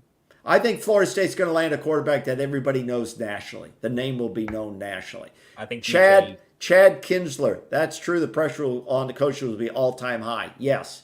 If you're not getting your program into the top 12, there's going to be questions from the fan bases and everybody else. Yeah. Okay, who else we got? Robert Fleischer. At least we will probably not get left out if we ever go undefeated again. Well, if you win your conference, you get an automatic bid. So you will totally control it in that regard, as far as we know, in that regard. And, oh, here's the kid's name. They put it up. BP put it up. No, not that. This one. BP put up DeQuan Finn. Yeah. Okay. He must be a dual. I think He's got over 2,600 yards. Okay, of you passing, want and a he dual plays- threat he is, guy. He is. Okay, KB, do you want a dual threat guy or Yes. Tyler Van Dyke, who's basically a non-running quarterback? No, I don't need a guy that was like Shoelace at Michigan, 10 years ago, who was just basically can run for 1,000 yards. But I need a guy that can be mobile, and this kid definitely is mobile. You need a kid that can be he's not a threat. guy. But he has the threat of it, right? It This can be guy a threat. isn't running for 100 yards per game, but he can definitely put up now. He threw Okay. for over 2,600 yards and 22 touchdowns. But he also he had a high rate of interceptions. He only had 10 interceptions along with those 22 touchdowns. So once again, he's playing the MAC. He's playing against not great competition. Not to say the ACC is elite competition defensively. Well, I'm not gonna go Brandon that far. Fisk came out of Western Michigan. That's what I'm saying. I'm not saying this kid can't be successful, but I'm saying if I have to pick DJ over him, I would probably go with DJ because he's the safer of the two choices, in my opinion. All right. Okay. But you would probably pay these kids different NIL money to come in. Once again, DJ's going to want a lot of money. No, I don't. Oh, I don't. Come on. Oregon State. You think Oregon State had a ton of NIL money? What I didn't understand, why did the backup at Oregon State leave too? I think he went into the portal. Both of them. He's highly regarded. Why would he go into the portal knowing he'll be the guy? They lost their coach. Oh. Okay. He's probably going to go to Michigan State. What do you do all day? I do. I don't remember them all. Give me a break. Okay. He's going to go to Michigan State. He's going to go. All right, guys. I think we're done. I think it's Grandpa's bedtime. He needs to go to bed and shut up. Charge the what are you iPad. Talking about charge the iPad. Yeah. I go to bed looking at Twitter. That's the issue. That's why you don't know anything. You need to be looking at an actual website. No, I look at everything. I try to avoid ESPN sites, which is hard to do. Those bastards. Okay. Remember now, everybody, any FSU fans, December 3rd will not be forgotten. December the 3rd will not be forgotten. We won't forget it on this program. I guarantee you on that. And listen, we wish Florida State the very best. We know they're working their asses off to build this program. The players bust their ass. Some players will stay, some will leave, new guys will come in. It's the nature of college football, or what we call semi-pro, minor league, NFL. There will be a day, I believe, the NFL will reach deeper into this thing with money somehow. Okay, somehow. Well, none of this had to happen, but it did. So what I'm saying is, and the last thing I'll say, whether you decide as a fan to go to the Orange Bowl or you don't, you will be respected by us in this program, and all fans should respect each other for the decisions made. And I'll end with this. You keep saying you're going to end with it. And wait a minute. Any bowl game outside of the designated playoffs who are playing for a national championship are meaningless exhibition games. Each player must make their own decision of why they're playing. Okay. Yeah, and I agree with you for teams like Florida State. teams like James Madison may not feel meaningless because they fought for that. So I would say to our tier, well, yes, it means it's an exhibition, but for smaller programs that it's a payday, it is something to them. But I agree. You just said JMU, and for JMU, they got screwed having to pay so many dollars, and then they couldn't be in because of this and that. And now look, they lost their coach, they lost their quarterback. I mean, it's like, once again, that's part of being a mid-major program. So, or what we call stepping stone programs. If you're a stepping stone program, it's horrible. And that's what you will become in the ACC in 2 years if you're not out. That's what Florida State will become. Well, so you know what? Like some people say, Alex Atkins has our back on that offensive line. I believe Mike Alford and company have our back on getting the hell out of this ACC. Mike, if you're listening, I don't think he is. Every FSU fan and alumni, you know what you got to do. Yeah, they know. They know. It's not easy, but I think they know. They know. All right, that's going to do it. Thank you all again for the comments, subscribing, liking. We appreciate it. We will be back if there's any. No DJ. Somebody, this guy BP hates DJ for some reason. We'll discuss DJ later. I don't There'll be get more it. transfer news. We'll have another transfer show next week. Wait a minute. Here's our last guy, a regular. B Riley missed the show. Well, we're not going to recap it for you, B. You can go back and watch it on the drive-in. Listen, put it on. You can listen to it on your commute. Hope you're finding a way to manage the anger. I haven't. Well, we have. You got to move on. You got to move on. Pick up. You don't move on. You just don't let it control you. But you need to remind them. Don't move on. Let them remind you. Good seeing you, B. Good seeing you, B. And everybody, we appreciate it. Good seeing y'all. We'll do a portal show next week because I hope to see Florida State scheduling some more visits going into the weekend and next week. But we already have 2 offers out to defensive linemen, so hopefully that you build through the trenches, right? So we'll hopefully see more of that. So thank you all again. Have a great Thursday. Have a great Friday. Have a great weekend. And if anything breaks, we'll be on it. So have a great one, y'all. And take care of yourselves. Bye-bye. Good night.